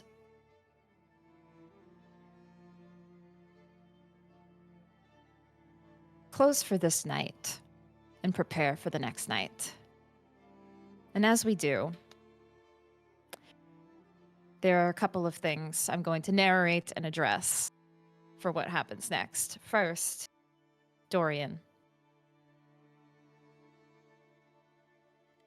After this discussion with your siblings, the fury and rage that you felt toward your brother and the things that he said, there is one thing that you do still think about. Something you didn't address. Your wife. Thought about this. You saw her. You know that though she is safe now, once all of this is said and done, she will be with you as a Ventrue. But you haven't quite had the opportunity to sit and think about what you did because it happened so quickly. And then you were brought to the next night where you had to meet with the prince. And it really hasn't stopped for you until now, where you think about what you did. After all of this is said and done, yes, your wife is going to join you in this eternity of torture. And it's something that, as much as you maybe wanted it, there is still that piece of you inside, the humane side of you, that says, no, you shouldn't have done that. You shouldn't have taken the person you love and brought them into this world and essentially killed them. So this weighs heavy on your conscience and on your soul. And you're going to take some stains for this.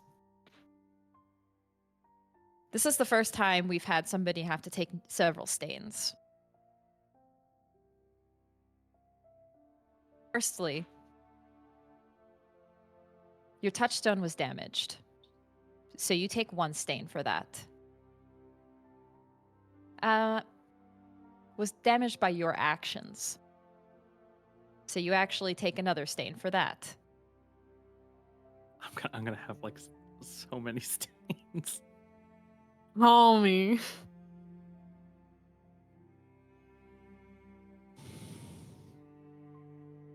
Your touchstone was destroyed by your actions. So from this, you take 3 additional stains. And because you're humanity, No. you don't have enough boxes to check off the amount of stains that you have. Mm-mm. So this is what we call... Hold on, I have the rules for it here. This is the first time I've actually had to do this. And I have not experienced this in the previous chronicle. It's Did what, you- 6 stains total? Is what you said? 5 stains total. And That's you it? have 1, 2, 3. You have 4 blocks. You have 4 boxes to check off. So this would go into your humanity. So this is what we call degeneration. If a character accumulates more stains than they have empty boxes on their humanity track, they become impaired, resulting in a 2 dice penalty to all pools in this case, as they are overcome with regret. In addition, they take 1 point of aggregated willpower damage. Aggravated willpower damage for each stain that could not fit in the open boxes, which for you is just 1. In this state, the character is incapable of further intentional tenant violations. And if forced to commit one, they must test for a terror frenzy at a difficulty of 4. The impaired condition remains until the end of the session, when remorse is tested, as usual. And we're going to actually do the remorse testing now, because we should have done this the previous session. So I'm going to have you just roll it now. The character can also choose to snap out of it by voluntarily losing a point of humanity, wiping away the stains as they rationalize their actions and accept what they've become. So Dorian, this is essentially a devil's bargain. You can just take the humanity loss and wipe your stains for what you've done to your wife, your touchstone. Or we can make the remorse rolls to see if you lose the humanity, and I am still going to give you the impaired condition because, well, this is something that weighs heavy on you. And we should have actually done this a session or 2 ago when you first did it. Dorian has made all these sacrifices, and he has come to this point now where he's made these desperate plays.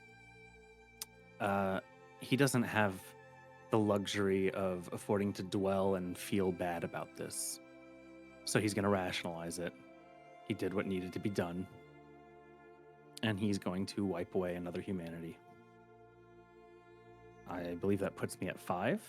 It does. Oh. At humanity 5, Dorian, some things change for you. I believe you may not be able to eat and drink, but I have to double check. I'd like to check on this very quickly. I thought it would be on Demiplane, but it's not. 239.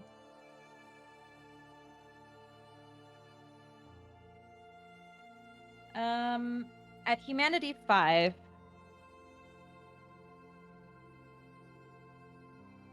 you know what? We'll look at this during the break, so I can see what you take some penalties. I believe you may. Sometimes you also take penalties talking to mortals. That is humanity 5, yes.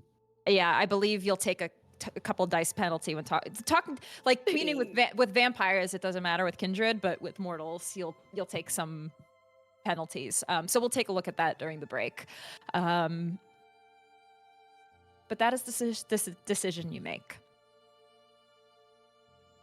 And in these nights, as the full force of every asset you all have brought together moves out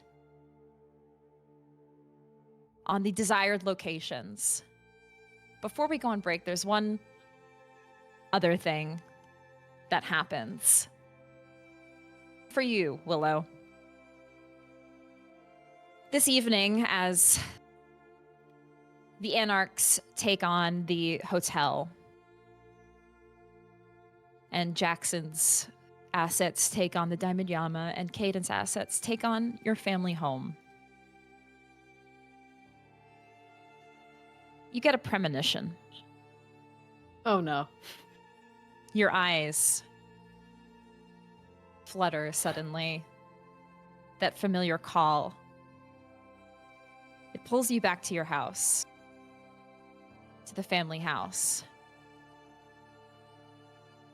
Here you see a vision of your family. You see the home, your family home, and this is not the family dining room that you're used to. You see your family den, the living room. And there's a warm glow of the fire. Gives a somewhat cozy and relaxing vibe. And you feel a warmth in this room. A contrast to usual tensions that you feel within the Lysander household. And that's when you see a picture, a vivid picture of your family, your whole family there. You see your siblings. And everybody looks young. You, Willow, looking at yourself, looking down, you look at about 8 years old with a small easel. Your hands drawing a picture of your family. And next to you, you see Val, her slowly taking her ice skates that she loved and wiping them clean, taking the skates and sharpening them.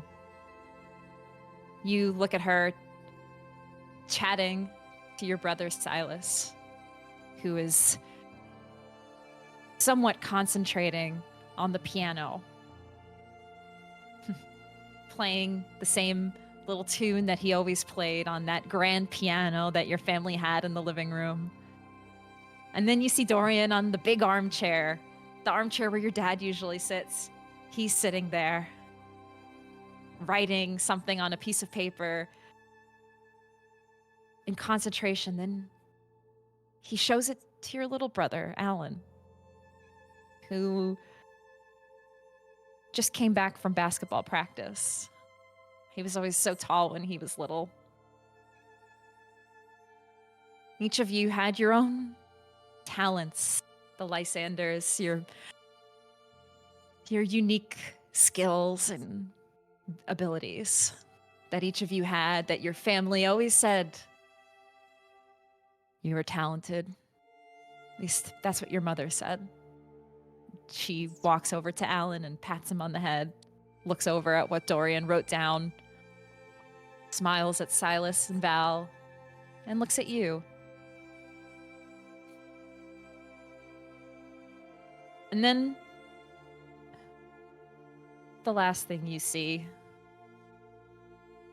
is your father standing at the front of the room, looking at his children and his family. And you see him smile. He's happy and proud of his family. He walks over and he gives Silas a pat on the shoulder while he's playing the piano. And he brushes Val's hair. And then he walks over to you, Willow, and gives you a hug.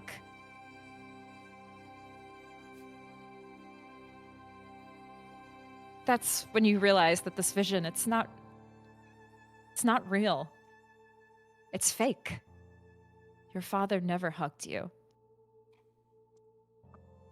This perfect family evening, this never happened. This is all fake. This is only what you wish it could have been. In the deepest recesses of your mind, this is what you consider love. But this love was not existent. This is just a figment of your imagination.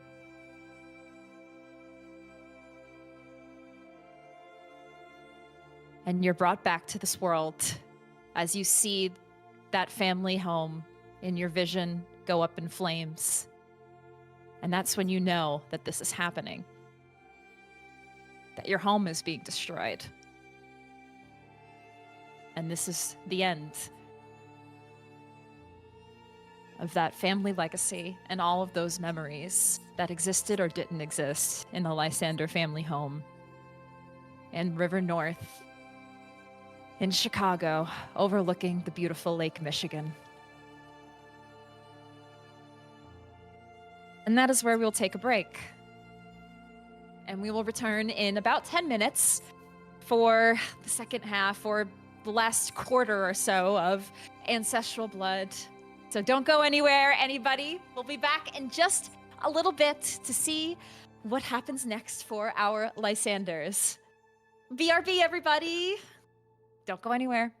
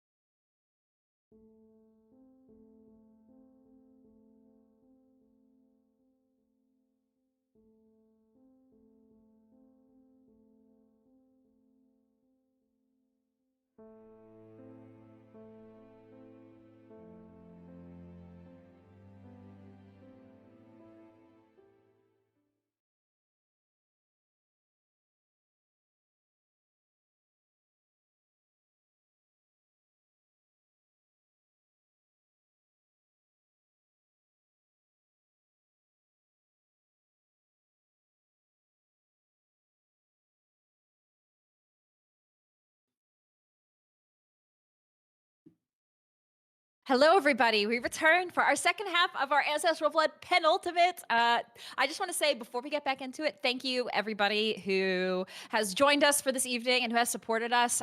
Even yesterday, we had a couple of donations and people resubscribing and sending some tips and bits and everything. So thank you guys so much for all of the support for Ancestral Blood and all of our games really at MagiRPG. It is truly appreciated.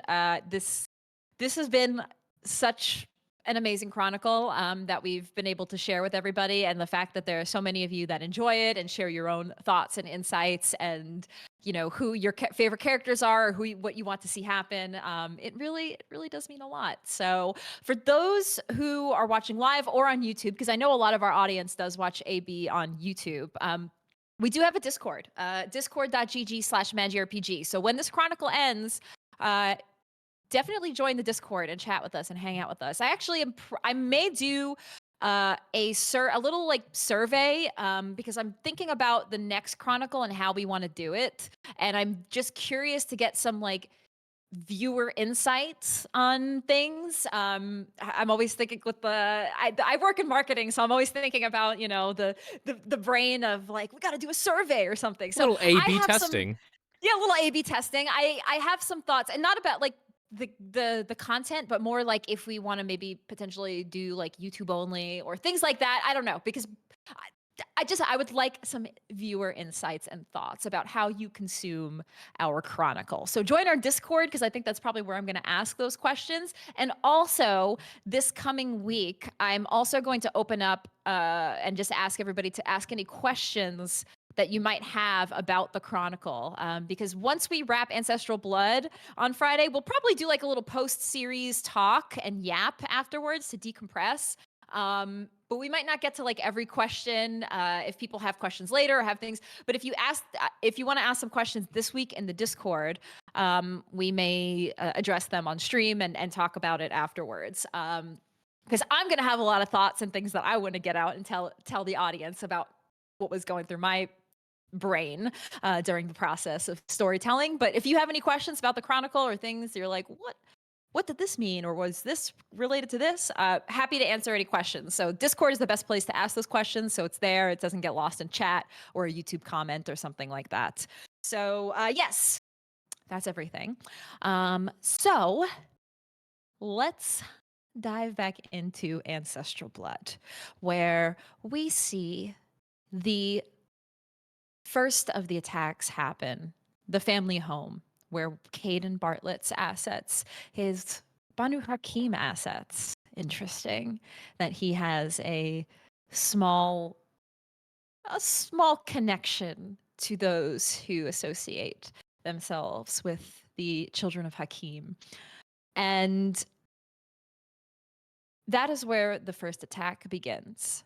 Then the Diamond Yama, where Prince Jackson's various gangs and all of his street level assets, the mortal assets that he has, they infiltrate and begin to destroy the Diamond Yama, a familiar hotel that our Lysanders and our Marischal Coterie visited at one time.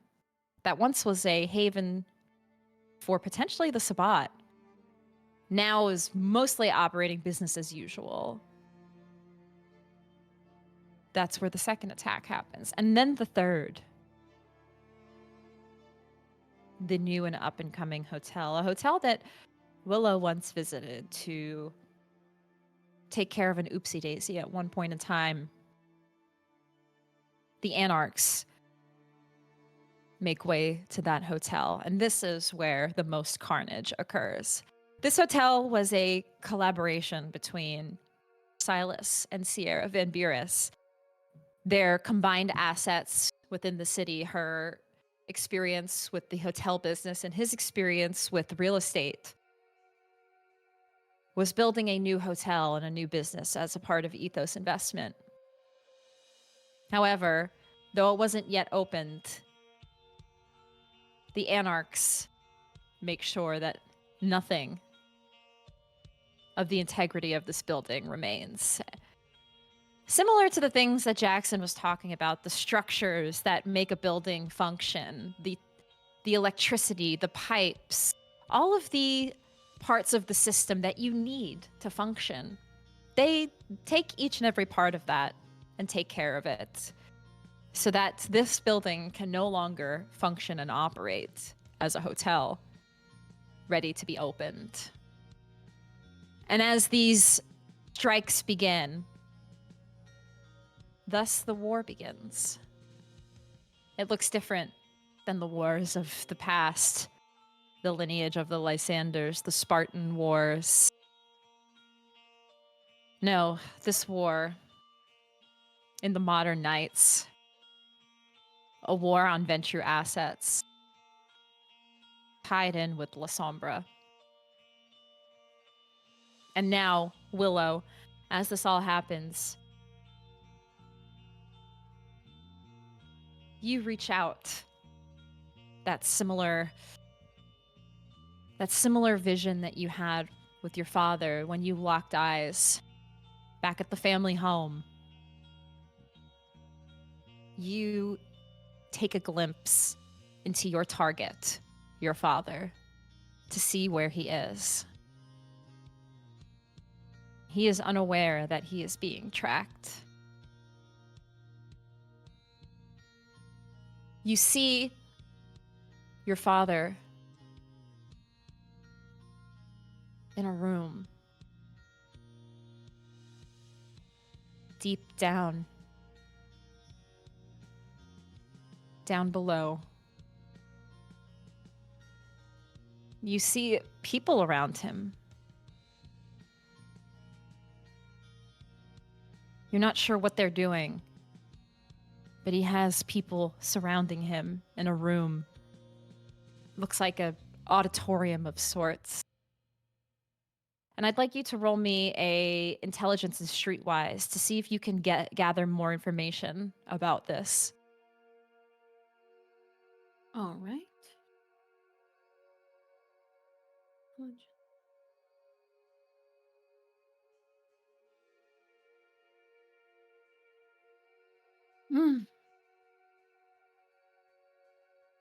One thing about me, I don't have any streetwise.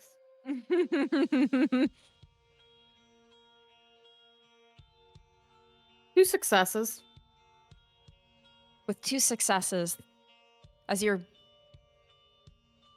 looking closer into this vision in the web of where he is, you do see a familiar symbol of your family company crest, Ethos Investment Properties. This is somewhere within the building, within the parent company of your family. The place that your father deals with most of his business, separate from where Dorian conducts his business. This is Ethos Investment Properties headquarters. That is where he is located. You stand with your siblings this evening, the three of you ready to make your next moves.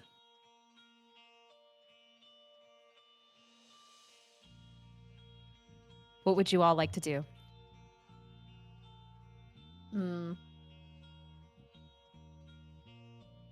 I think no matter where we are, so we did not establish where we are, but I don't know if it matters much. Comes out of this. I've got him. I've got eyes on him. He's at Ethos headquarters. In a auditorium? He's got a lot of people around him.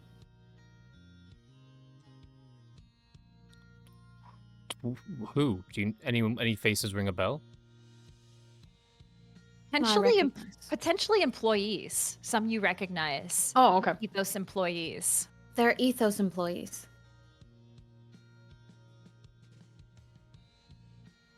Okay. I assume he's dressed normally. There's nothing odd about his appearance. You see him in his business suit addressing a crowd of employees in an auditorium. He's on the stage and he's addressing them.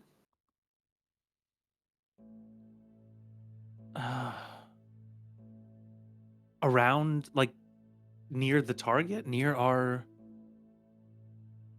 long lost family member? You couldn't gather anything else around from the vision. It's unclear. You don't think he's Oh. like dominated them for blood, right? Food I'm for just trying to make sure this he's about isn't... to wake up? Yeah. Yeah, what time is it right now? It's the early evening. It's 8:45. Okay, so I mean, it could be like a late business meeting. Our companies hold late Could be. meetings, right? If it was like 4 a.m., I'd be like, oh yeah, for sure, okay. I think that Still makes could- sense though. If he's planning on waking it up, it's gonna need to It's gonna need to feed a lot. get stronger, right? That might Yeah. make sense. Yes. It's my guess. Okay. So he's there. So Okay. one of our maybe goals that we should keep in the back of our mind here is that we should try to clear that room of any kind blood, just in case Dad decides to pull the ripcord.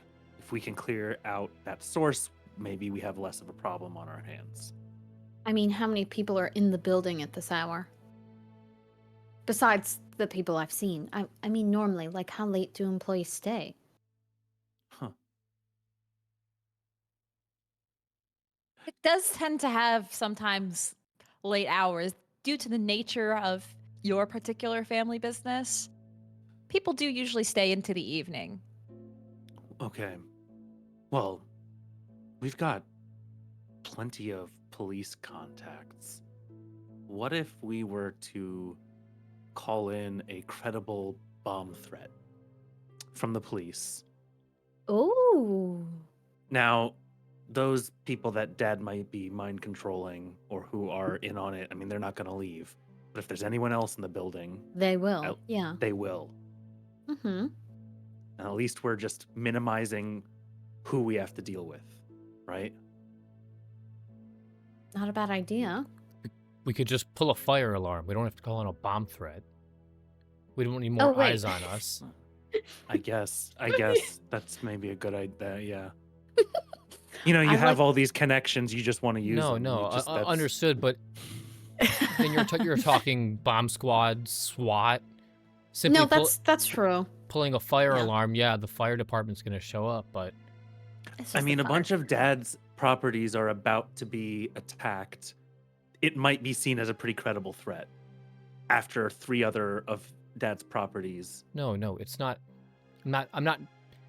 It's not a bad idea. It's just it might be a bad idea as we are entering for the bomb squad and SWAT to show up. True. Not to Okay. mention, we're trying to Fire get alarm people is better. out. We're trying I'm to get happy to people pull- out, go and pull people fire are, alarm. people are trying it's to easier. get it. It makes yeah. sense. Okay. I can All pop right. in real quiet, obscure myself, pull it. That easy. Okay.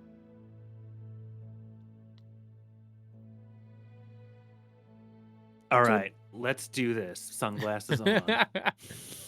You got the hat on? Do you got your socks hat on? Ooh, I'm ready. let's go. Let's go. The Lysanders get themselves ready to head out to what could be the confrontation with their dad, with Silas Lysander Sr., and whatever he has planned at the company. This is their time. This is their moment. And I will say, for the sake of narration, you all had the opportunity to feed. It's been several nights. You can bring yourselves all down to Hunger 1. For anybody in the audience, I know I'm in these last couple of episodes, I feel like I've been a bit more lax with the hunger, but also we're in the end game here. You guys have the time. You have the time to feed. We're preparing. We're securing. preparing. Yeah. So we don't have to go through every mechanic of you guys feeding and Okay. that whole process of rouse checks every night. We'll assume you all are at Hunger 1. Is anyone bringing weapons or anything? Any of you guys you guys just showing up in your outfits or? Jackson's sword. I am showing up in a very, very long overcoat, and you could use your imagination as to why that would be. I would like to point out, just in case, because I want it to be said, I have a Kevlar vest on underneath my my clothing, Noted. and I have a gun in my purse. Noted. Silas. Just Dorian- want it to be known. Yeah. Dorian, you also still have your gun as well, as well as the sword. Noted. Correct. Silas would have. I'm sure he has some sort of ornate dagger or some melee weapon that he takes from the Yes. chantry. That is allowed. It's not Fancy a. Tremere letter opener. Yeah, it's not like a Tremere relic or anything like that. But he just has a dagger that he keeps. Yes. You know, he goes in with a little bit. Yeah, You have your dagger. You still have your necklace that you have with Simone. I do. And you keep the stone that the Justicar gave you as well. And the 3 of you head out to Ethos Investment Properties, the familiar skyscraper with your family logo on the top. You always hate coming to this place. Thankfully, since relations have gotten worse with your father, you don't come here that much.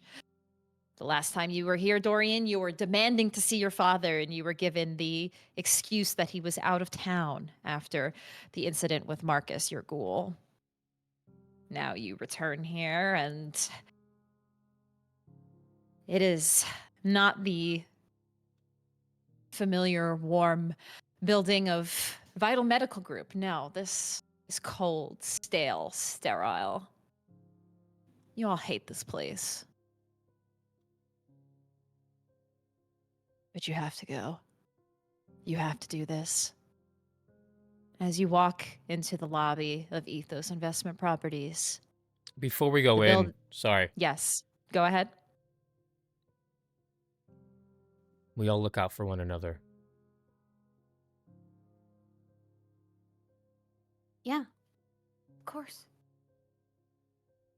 As far as I'm concerned, if it comes down to killing Dad or saving you guys, I'm gonna go for you. We can get him another night. Yeah. He can't hide forever. No. It's not worth it if we lose another one of us. He has to Right. die. But we have to live. The Okay. only way it's worth it. Good pep talk. Yeah. Willow, pull the first fire alarm you see. Okay. I'm gonna obfuscate and use my little unseen passage, unseen passage. Yeah, that's what I want. Willow, you obfuscate. And roll me your rouse check. Okay. I have succeeded. Yay! Okay. You watch your sister vanish from your eye and head into the building. And the two of you follow suit. As the three of you enter into the lobby, it's eerily quiet. The quietest that you have ever seen this building. Usually the lobby is bustling. The front desk, the secretaries are always on the phone. The lobby has visitors waiting. The key card scanner to get in through the turnstiles are off. It's strangely quiet. And Willow, as you look for the first fire alarm, and you see one in the left corner of the lobby, there is one thing that you see in this room.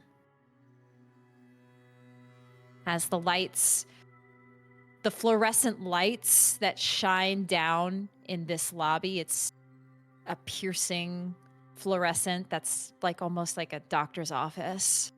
But it does cast a shadow on the ground. Emerging from this shadow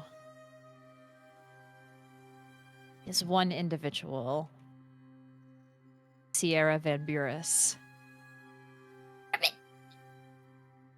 She looks at the two of you, the brothers.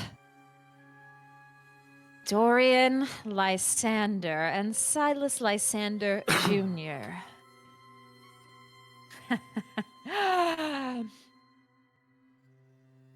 Seems like my hotel has been facing something terrible this evening, and I have to go see to it. I've already brought in my resources. This is a crime that is absolutely abhorrent. Whoever did this is going to face severe punishment. Well, don't let us stop you from dealing with that. Yes. Once I go to the prince and let them know that something horrible happened to my building, perhaps it's also time I let them know about some other crimes committed against the Camarilla. One particular to you, Dorian Lysander. Sure. What do you got? For so long, I've worked with your father, and truly, our alliance was mutually beneficial for both the Lysander name and the Lysombras in this city, because your father, he needed a touch of oblivion. I needed to make sure that whatever he was planning, that the Lysombra would be spared from it. But there's always been a thorn in his side throughout all of this, and that is you. And even before all of this happened, you committed a cardinal sin, Dorian Lysander, when you made the choice to diablerize my sire. Was it your mother Did she just tell you that you needed to do this and that you just followed mommy's orders, not knowing the consequences that you would have to face? You can't walk away from this any longer, Dorian. You can't keep pretending that the crimes and sins that you committed, that you are absolved from, you can't live this life and just think that what you took from me, my sire, what you took from my clan, that you can just walk away and walk down to see your father and think that it'll all be okay. No. Everybody is going to know about your diablerie, Dorian. I will make that known. Did you know? She looks to Silas. I had an inclination. Didn't even tell your brother. What about your sister? Does she know? What about the prince? What about the sheriff? What about them? What about them? Is this such a problem? Is it? Dorian, it's a problem. Because as far as I can tell, you've been sitting on this for a year now? Or was that not why our mother was sacrificed to begin with? Maybe I think you're bluffing. Maybe the prince already knows. Maybe the prince considers that price already paid. And maybe if you don't walk out of this building, there's nothing for anybody to tell. And you truly think that what? You're going to do something about it, Dorian? Because I am going to walk out of this building.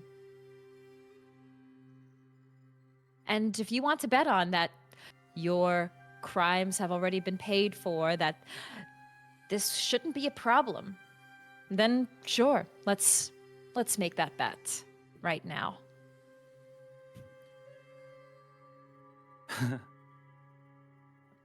I am certainly willing to play this game if you want to play it. And Dorian is going to pull his coat aside and very deliberately pull out the sword that Kevin Jackson gave him. And I'm sure you've seen this before, so let that go to tell you where Kevin Jackson stands on this issue.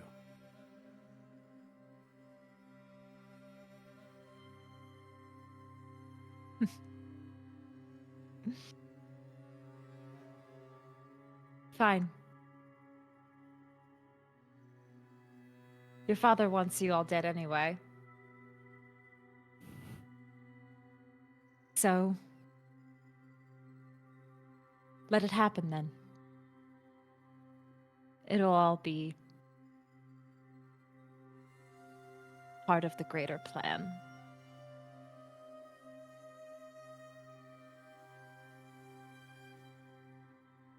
And Dorian is she says, Malort, and you see emerging from behind her is Malort with a gun in her hand. A shotgun. Am I still obscured? You are obscured, and this might have halted you for a second upon listening to this, but Willow, Yes. what would you like to do? How close is Malort to me? So they're toward the back of the lobby. You were making your way left to the fire, to pull the fire alarm. So Malort is in within like a diagonal distance from you. She's not super close, but also not that far. Shooting range, though. Yes. Could I pull the fire alarm and then pull the damn trigger? You can. I'll shoot that bitch. I don't care. Malort, get the fuck out of here. And as she pulls out the shotgun, Silas will step in front of Dorian and he's going to cast Blood Aegis. He's going to use 2 rouse checks worth of blood. Okay.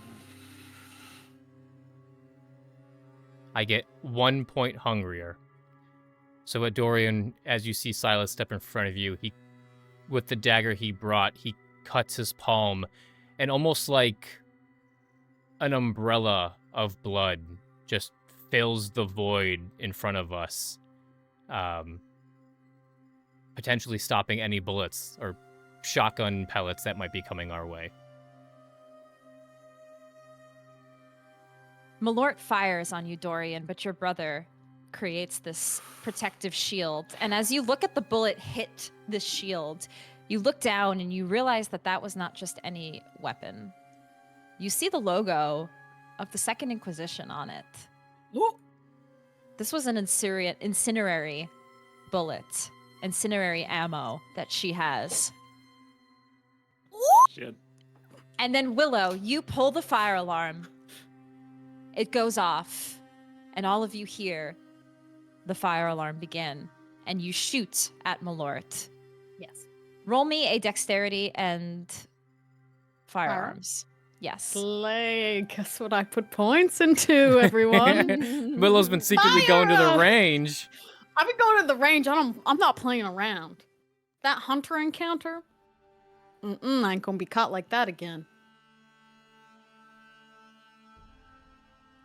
I'm gonna use a willpower just to see if I can max this out real quick. 'Cause I want to.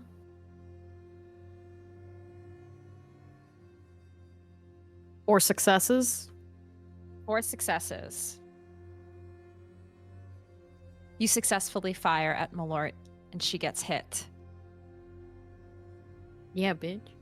You shoot her in the leg Oh, from this distance, and you see her grab down at her leg and look over, and that's when Sierra looks over to the corner where you shot. Good. And You shouldn't have fucked with Lucas. And she's Bitch. going to. Don't hesitate. You watch her stretch out this shadow below her, I'm scared. and I would like you, Willow, to roll me. I'm gonna have you roll me a strength and athletics. Okay. Okay. Sweating.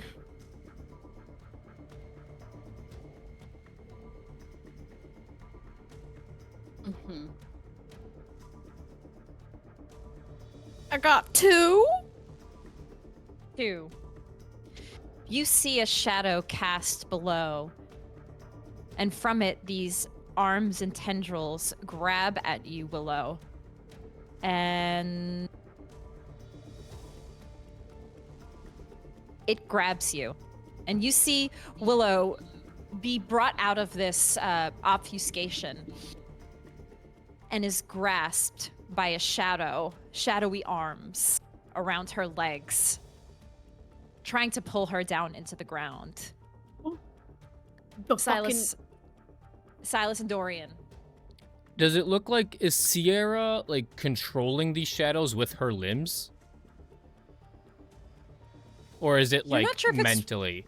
Like, is she like using her hands to like manipulate? Yeah. Puppet mastering. Yeah. No, it does not look like that. Okay. Do they look corporeal? I know you said they're shadow limbs, but do they look like? Is it like a shadow, like Nosferatu style on the wall, or is it like? Does it look like it has shape? It looks like it has shape. Okay. I want to try and run and cut them with the sword. Interesting. I'm hoping. Interesting. Yeah. Yes. Are you attacking Sierra or Malort? He's attacking the shadows that are. The tentacles. I'm trying to free. Oh. I'm trying to free Willow. Yeah. You know, I'm not sure. That's actually a good question of if you are able to. Yeah, you know what? I'm going to allow it. You strike. So go ahead and roll me dexterity melee. Yeah, that's where I put those points in. Yeah, let's go. You gave me a sword, and I'm like, all right, that's where those experience I gotta points are get good going. with the sword.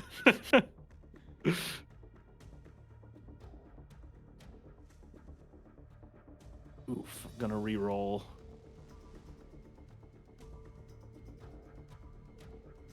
Two successes. 2 successes.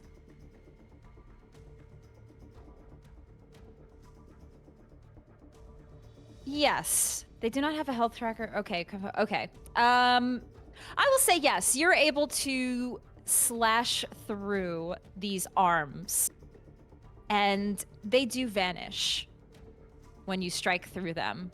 But the shadow remains on the ground. The shadow that these tendrils emerged from, and it remains under you and Willow now. Okay. I'm gonna just take that that momentum, and I'm going to run towards whoever's closer, either Sierra or Malort. Malort is closer. Okay. Kill that ghoul. Kill that ghoul. I'm gonna run towards Malort, but you know, I'm going to pull the gun and shoot. Okay. She's shot down, and you shoot again. Roll me a Dex Firearms. Pow pow, bitch. I shot you once, so might as well do it again. Might as well finish. Oh, the a job, critical! man. That's a 5 successes. 5 successes. You take your gun and shoot right into Malort again. This is the second time you've done this to her. And this time, it's fatal. Let's go. You shoot her, and the light from Malort's eyes fades. And she is gone. But Sierra looks at you. She says, "You shouldn't have done that, Dorian." And you immediately see her, and I have to just roll for this. Okay, she gets hungrier. She vanishes from this shadow and appears in another shadow near you. And she just grabs your face. She reaches out to grapple you. And you can roll a strength, athletics, or a strength brawl to try to break from this. 2 successes. 2 successes. Okay. You do not succeed as she grabs your face and just pulls you in closer. Oh, poor Dorian Lysander. See, I'm not going to kill you because that's not what your father would want for you. But I am going to make everything from here until you see your father again very, very painful. It's going to hurt, and it's going to suck. But if this is just the smallest bit of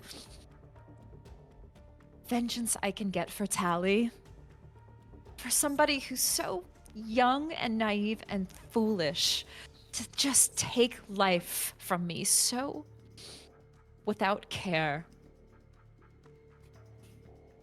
And you feel,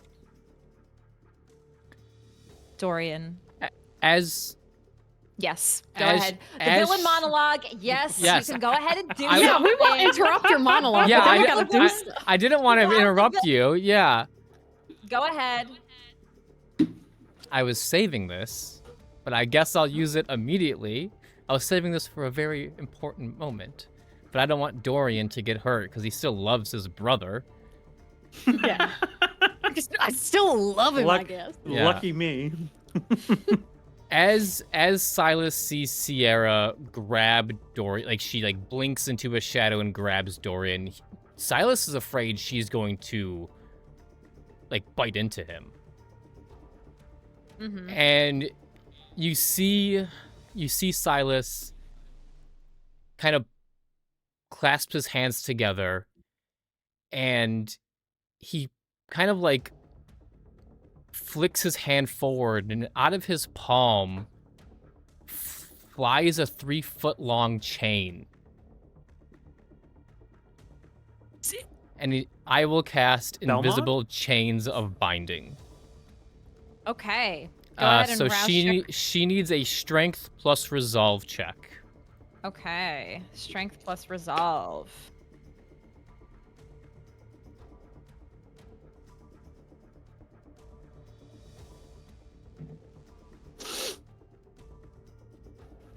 She rolled 3 successes.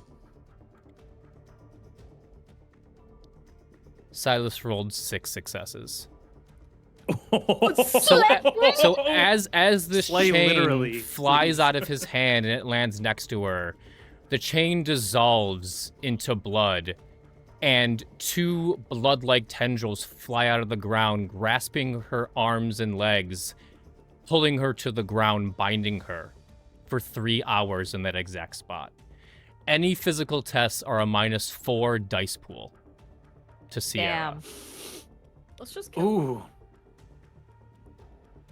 Don't touch my brother, Lysanders. Sierra. I am getting really tired of hearing from you, and I think everybody would agree. So you know what? How about you never speak again? No, you know what? Never open your mouth again. And I'm going to use compel. Okay. Go ahead. And I hope that this means that she can't feed either. Oh, If I tell her to never Never open her- your mouth again. Oh, Okay. nasty. Go ahead and roll Charisma Dominate. So I'll also stop her from saying things about my diablerie, at least vocally.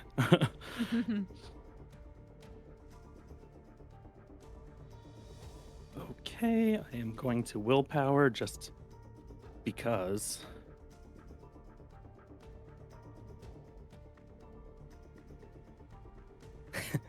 Nine successes.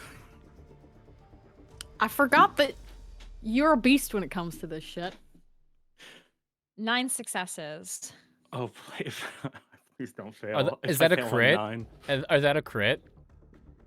That is a crit. Is it messy? Oh, wait. I have 1 red skull die. No. That means it's- No, if it's the that would be a...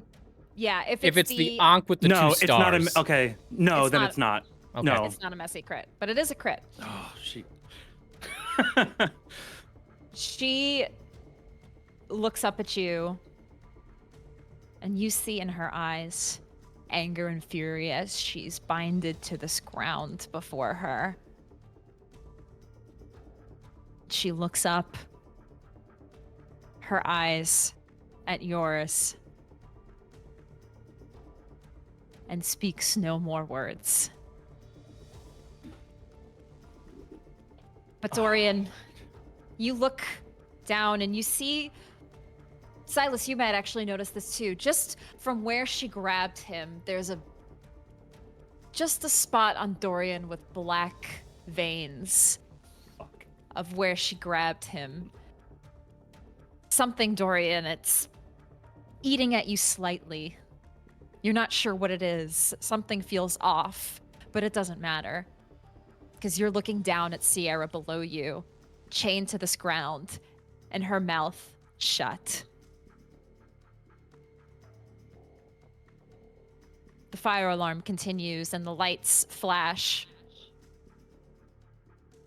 But nobody has evacuated. Not a single person has come through this lobby. Nothing has moved. and it remains eerily quiet now with Malort dead on the ground and Sierra bound to the ground. What would the three of you like to do? Yes, our theory was right. Nobody's Mhm. running. Dorian probably doesn't even notice like his neck, right? It's just completely ignoring it. Do- All right, what's the next You move? good? Are you okay? I'm good. I'm fine. It's fine. What's next? We leave her here, or do we? The chains are motions strong. to the sword. She'll be here for a couple of hours. What do we do when we're done here?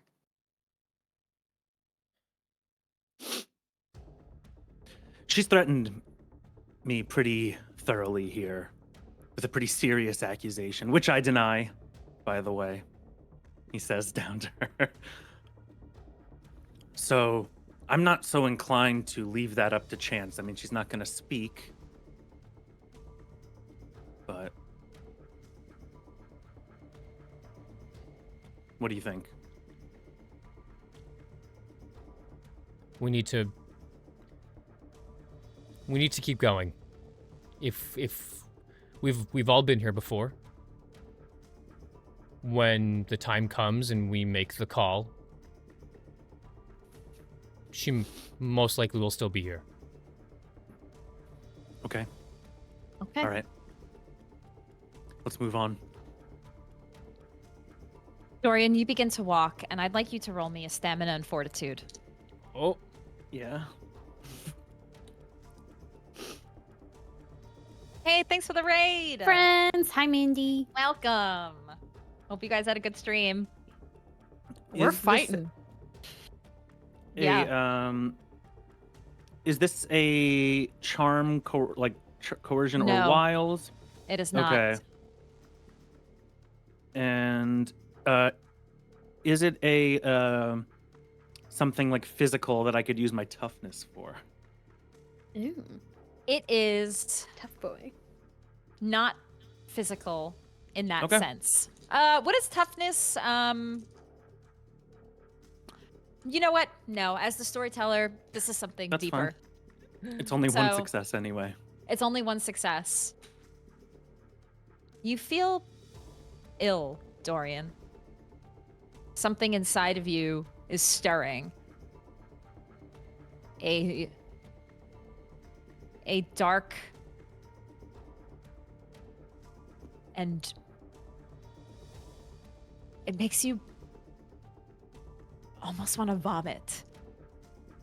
Whatever you didn't have food today. This is not, you're not going to feel ill from eating. No, you just want to vomit.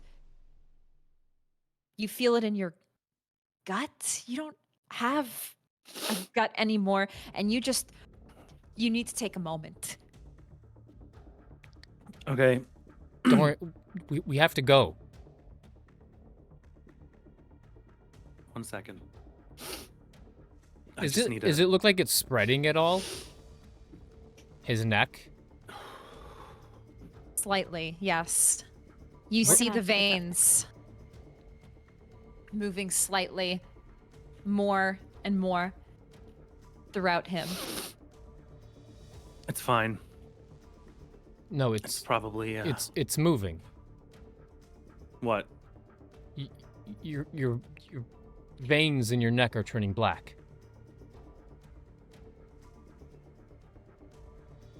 Dorian will kind of remove the top button and reveal his neck better.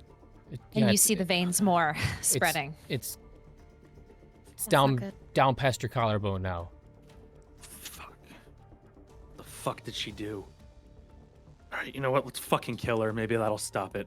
And he's gonna pick up the sword and he's gonna turn back towards her unless they stop him. I won't stop you. He's gonna cut her head off. That's not Silas's. She's not an innocent. Okay. Yeah, and the prince did say if it happens, it happens. He kind of was like, if it happens, it happens. It'd be a shame. So, Oh, shoot. Do I want to kill him or with the prince's sword though? That feels like maybe is that going to cause a problem? That seems a little. That Shoot her in the head. that Shoot her.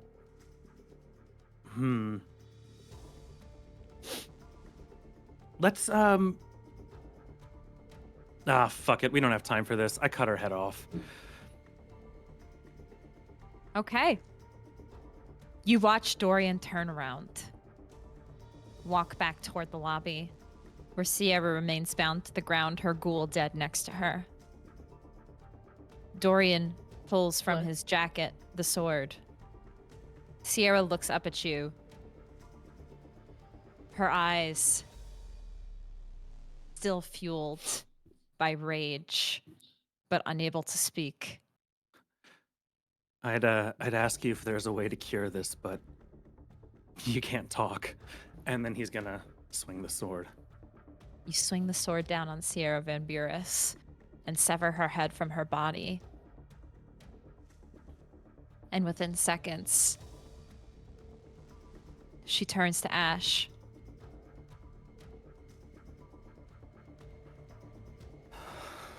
You wait a minute after this happens, hoping it will cure you. Whatever she placed inside of your body, that sickness remains. You still feel unwell, and perhaps it just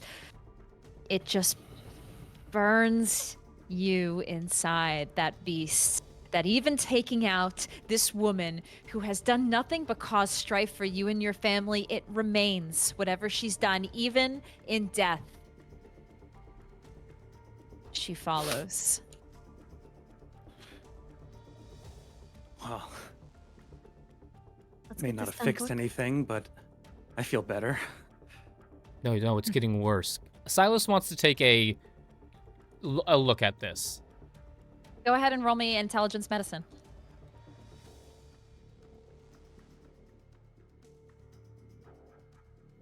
Five successes. This seems like some sort of supernatural affliction that Dorian has. Whatever. It almost reminds you of what happened to Lucas. But it affected him different because he was immortal. But for Dorian, it still affects him. You're not sure. The only thing you can think of is perhaps if he drinks Vitae, maybe he'll feel better. Maybe getting some Vitae essence back in him, it'll help cure this illness. It looks similar to what Lucas had when he came to me at the hospital. Okay. What was the I need Well, what do I need? He couldn't feed from Willow. It would affect him. So you need. I don't know, but I would assume that you need some sort of sustenance. You need to feed somehow. Okay. Okay. Like now? It's Dorian. I don't know what it's going to do if it hits your heart. There's nobody around, right? There's nobody around. This, you go to now, as you're walking through the building, every office is vacant. Nobody is currently around Vital Medical Group. Nobody is working. This entire building seems empty, and the alarms are still blaring, and nobody has passed you. All right. Oh shit! I'll What be do we right back. do? And Silas runs down the hallway, and he runs back, and his chain is just jangling in his hand. I need this. Okay. What do we do? How much vitae do I need? Human vitae? Lucas needed Willow's. There is the option, you guys know you can feed from each other. That's It's what I a- was suggesting. It's a desperate measure, but it is possible. And you remember Uncle Jacques saying that that's not something super kosher, but it can be done. I'm happy to do it if you need it. I think I do. I mean, I feel Dorian is getting Then sicker here you and go. sicker. She'll offer Okay. it to him. He saved her. This seems only fair. She'll Willow- offer her hand out to you. Offers her hand and Dorian will look up with a gratitude and then a hunger as he realizes he's about to feed and he can't keep that off of his face, and he's going to feed. you feed, and Willow, give yourself 1 hunger. And Dorian, you can take away a hunger unless you're at hunger 1. Mm-hmm. You can't go down to 0. But as you feed from your sister, you do feel better. That veins, they slowly begin to subside and return back to the source right by Dorian's neck and chin area. They slowly vanish. No, it's going away. So it worked. Good job, Willow. Good. With Willow's Happy to help. Vitae, you also temporarily feel some of the gifts of her blood. That of obfuscate. Start going low, cray. Yeah. Do I get here a You little hear- whisper network? You Do I hear small voices, and you unlock temporarily from Willow's discipline pool for a short amount of time. Little And- obfuscate is a treat. So I don't know if that's going to be permanent. We should get going. Yeah, we should. It may only last an hour or so. We'll need to check you out further and make sure that whatever the fuck she put in you is clean. An hour's all we'll need. Okay. Yeah. Already go taken on. 2 out. The ritual showed it under this building, so we need to find a maintenance elevator, something that doesn't go from the top floor to the bottom, but something that would go to like essentially Boiler room. within the bedrock. Yeah. Okay. There's got to be a way we can find that. You're right? here more than I am. Where is it? Do you know where a maintenance elevator is? Yeah, Dorian would know where to find a directory if you know, at the very least, you know. So he'll go and look it up and be able to point out, like, computer will show him where it is. Yep, you do find a maintenance elevator. Okay. Okay. We don't know what we're gonna find down there. All we have to do is confirm. We confirm, we contact, we get the fuck out. No heroes tonight, guys. Do you understand? No. Dorian doesn't acknowledge. He's looking straight ahead. Good talk. No heroes tonight. As the Lysanders walk into this maintenance elevator and descend down to the bottom of this building, the headquarters of Ethos Investment Properties, to where they think they may confront their father and perhaps something else. And that will happen next week. Next Friday, when the final showdown occurs. They finally confront their father and whatever it is he has kept so close to his chest throughout this entire chronicle of Ancestral Blood. Lysanders, we will see what happens next week.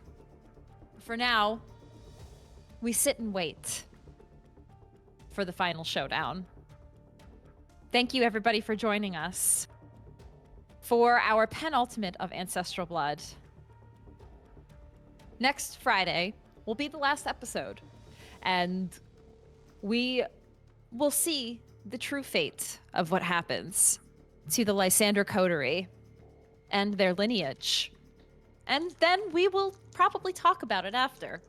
So join us for the series, not season, series finale this coming Friday. We hope to see you there live because it is definitely going to be exciting to see it live. But if you can't make it, we will have it, of course, on our YouTube channel, youtube.com/MagiRPG. And we hope you've enjoyed everything so far. It's been a wild ride. They just killed a very powerful Lysander in just a couple of moves because they are just out for blood right now. So I respect the hustle, Lysanders. Good work. So we will see you all on Friday or on Tuesday for our Girl by Moonlight campaign, Armored Hearts. But until then, best of luck, Kindred, and don't let the beast win. We will see you next week, everybody. The final showdown. Oh.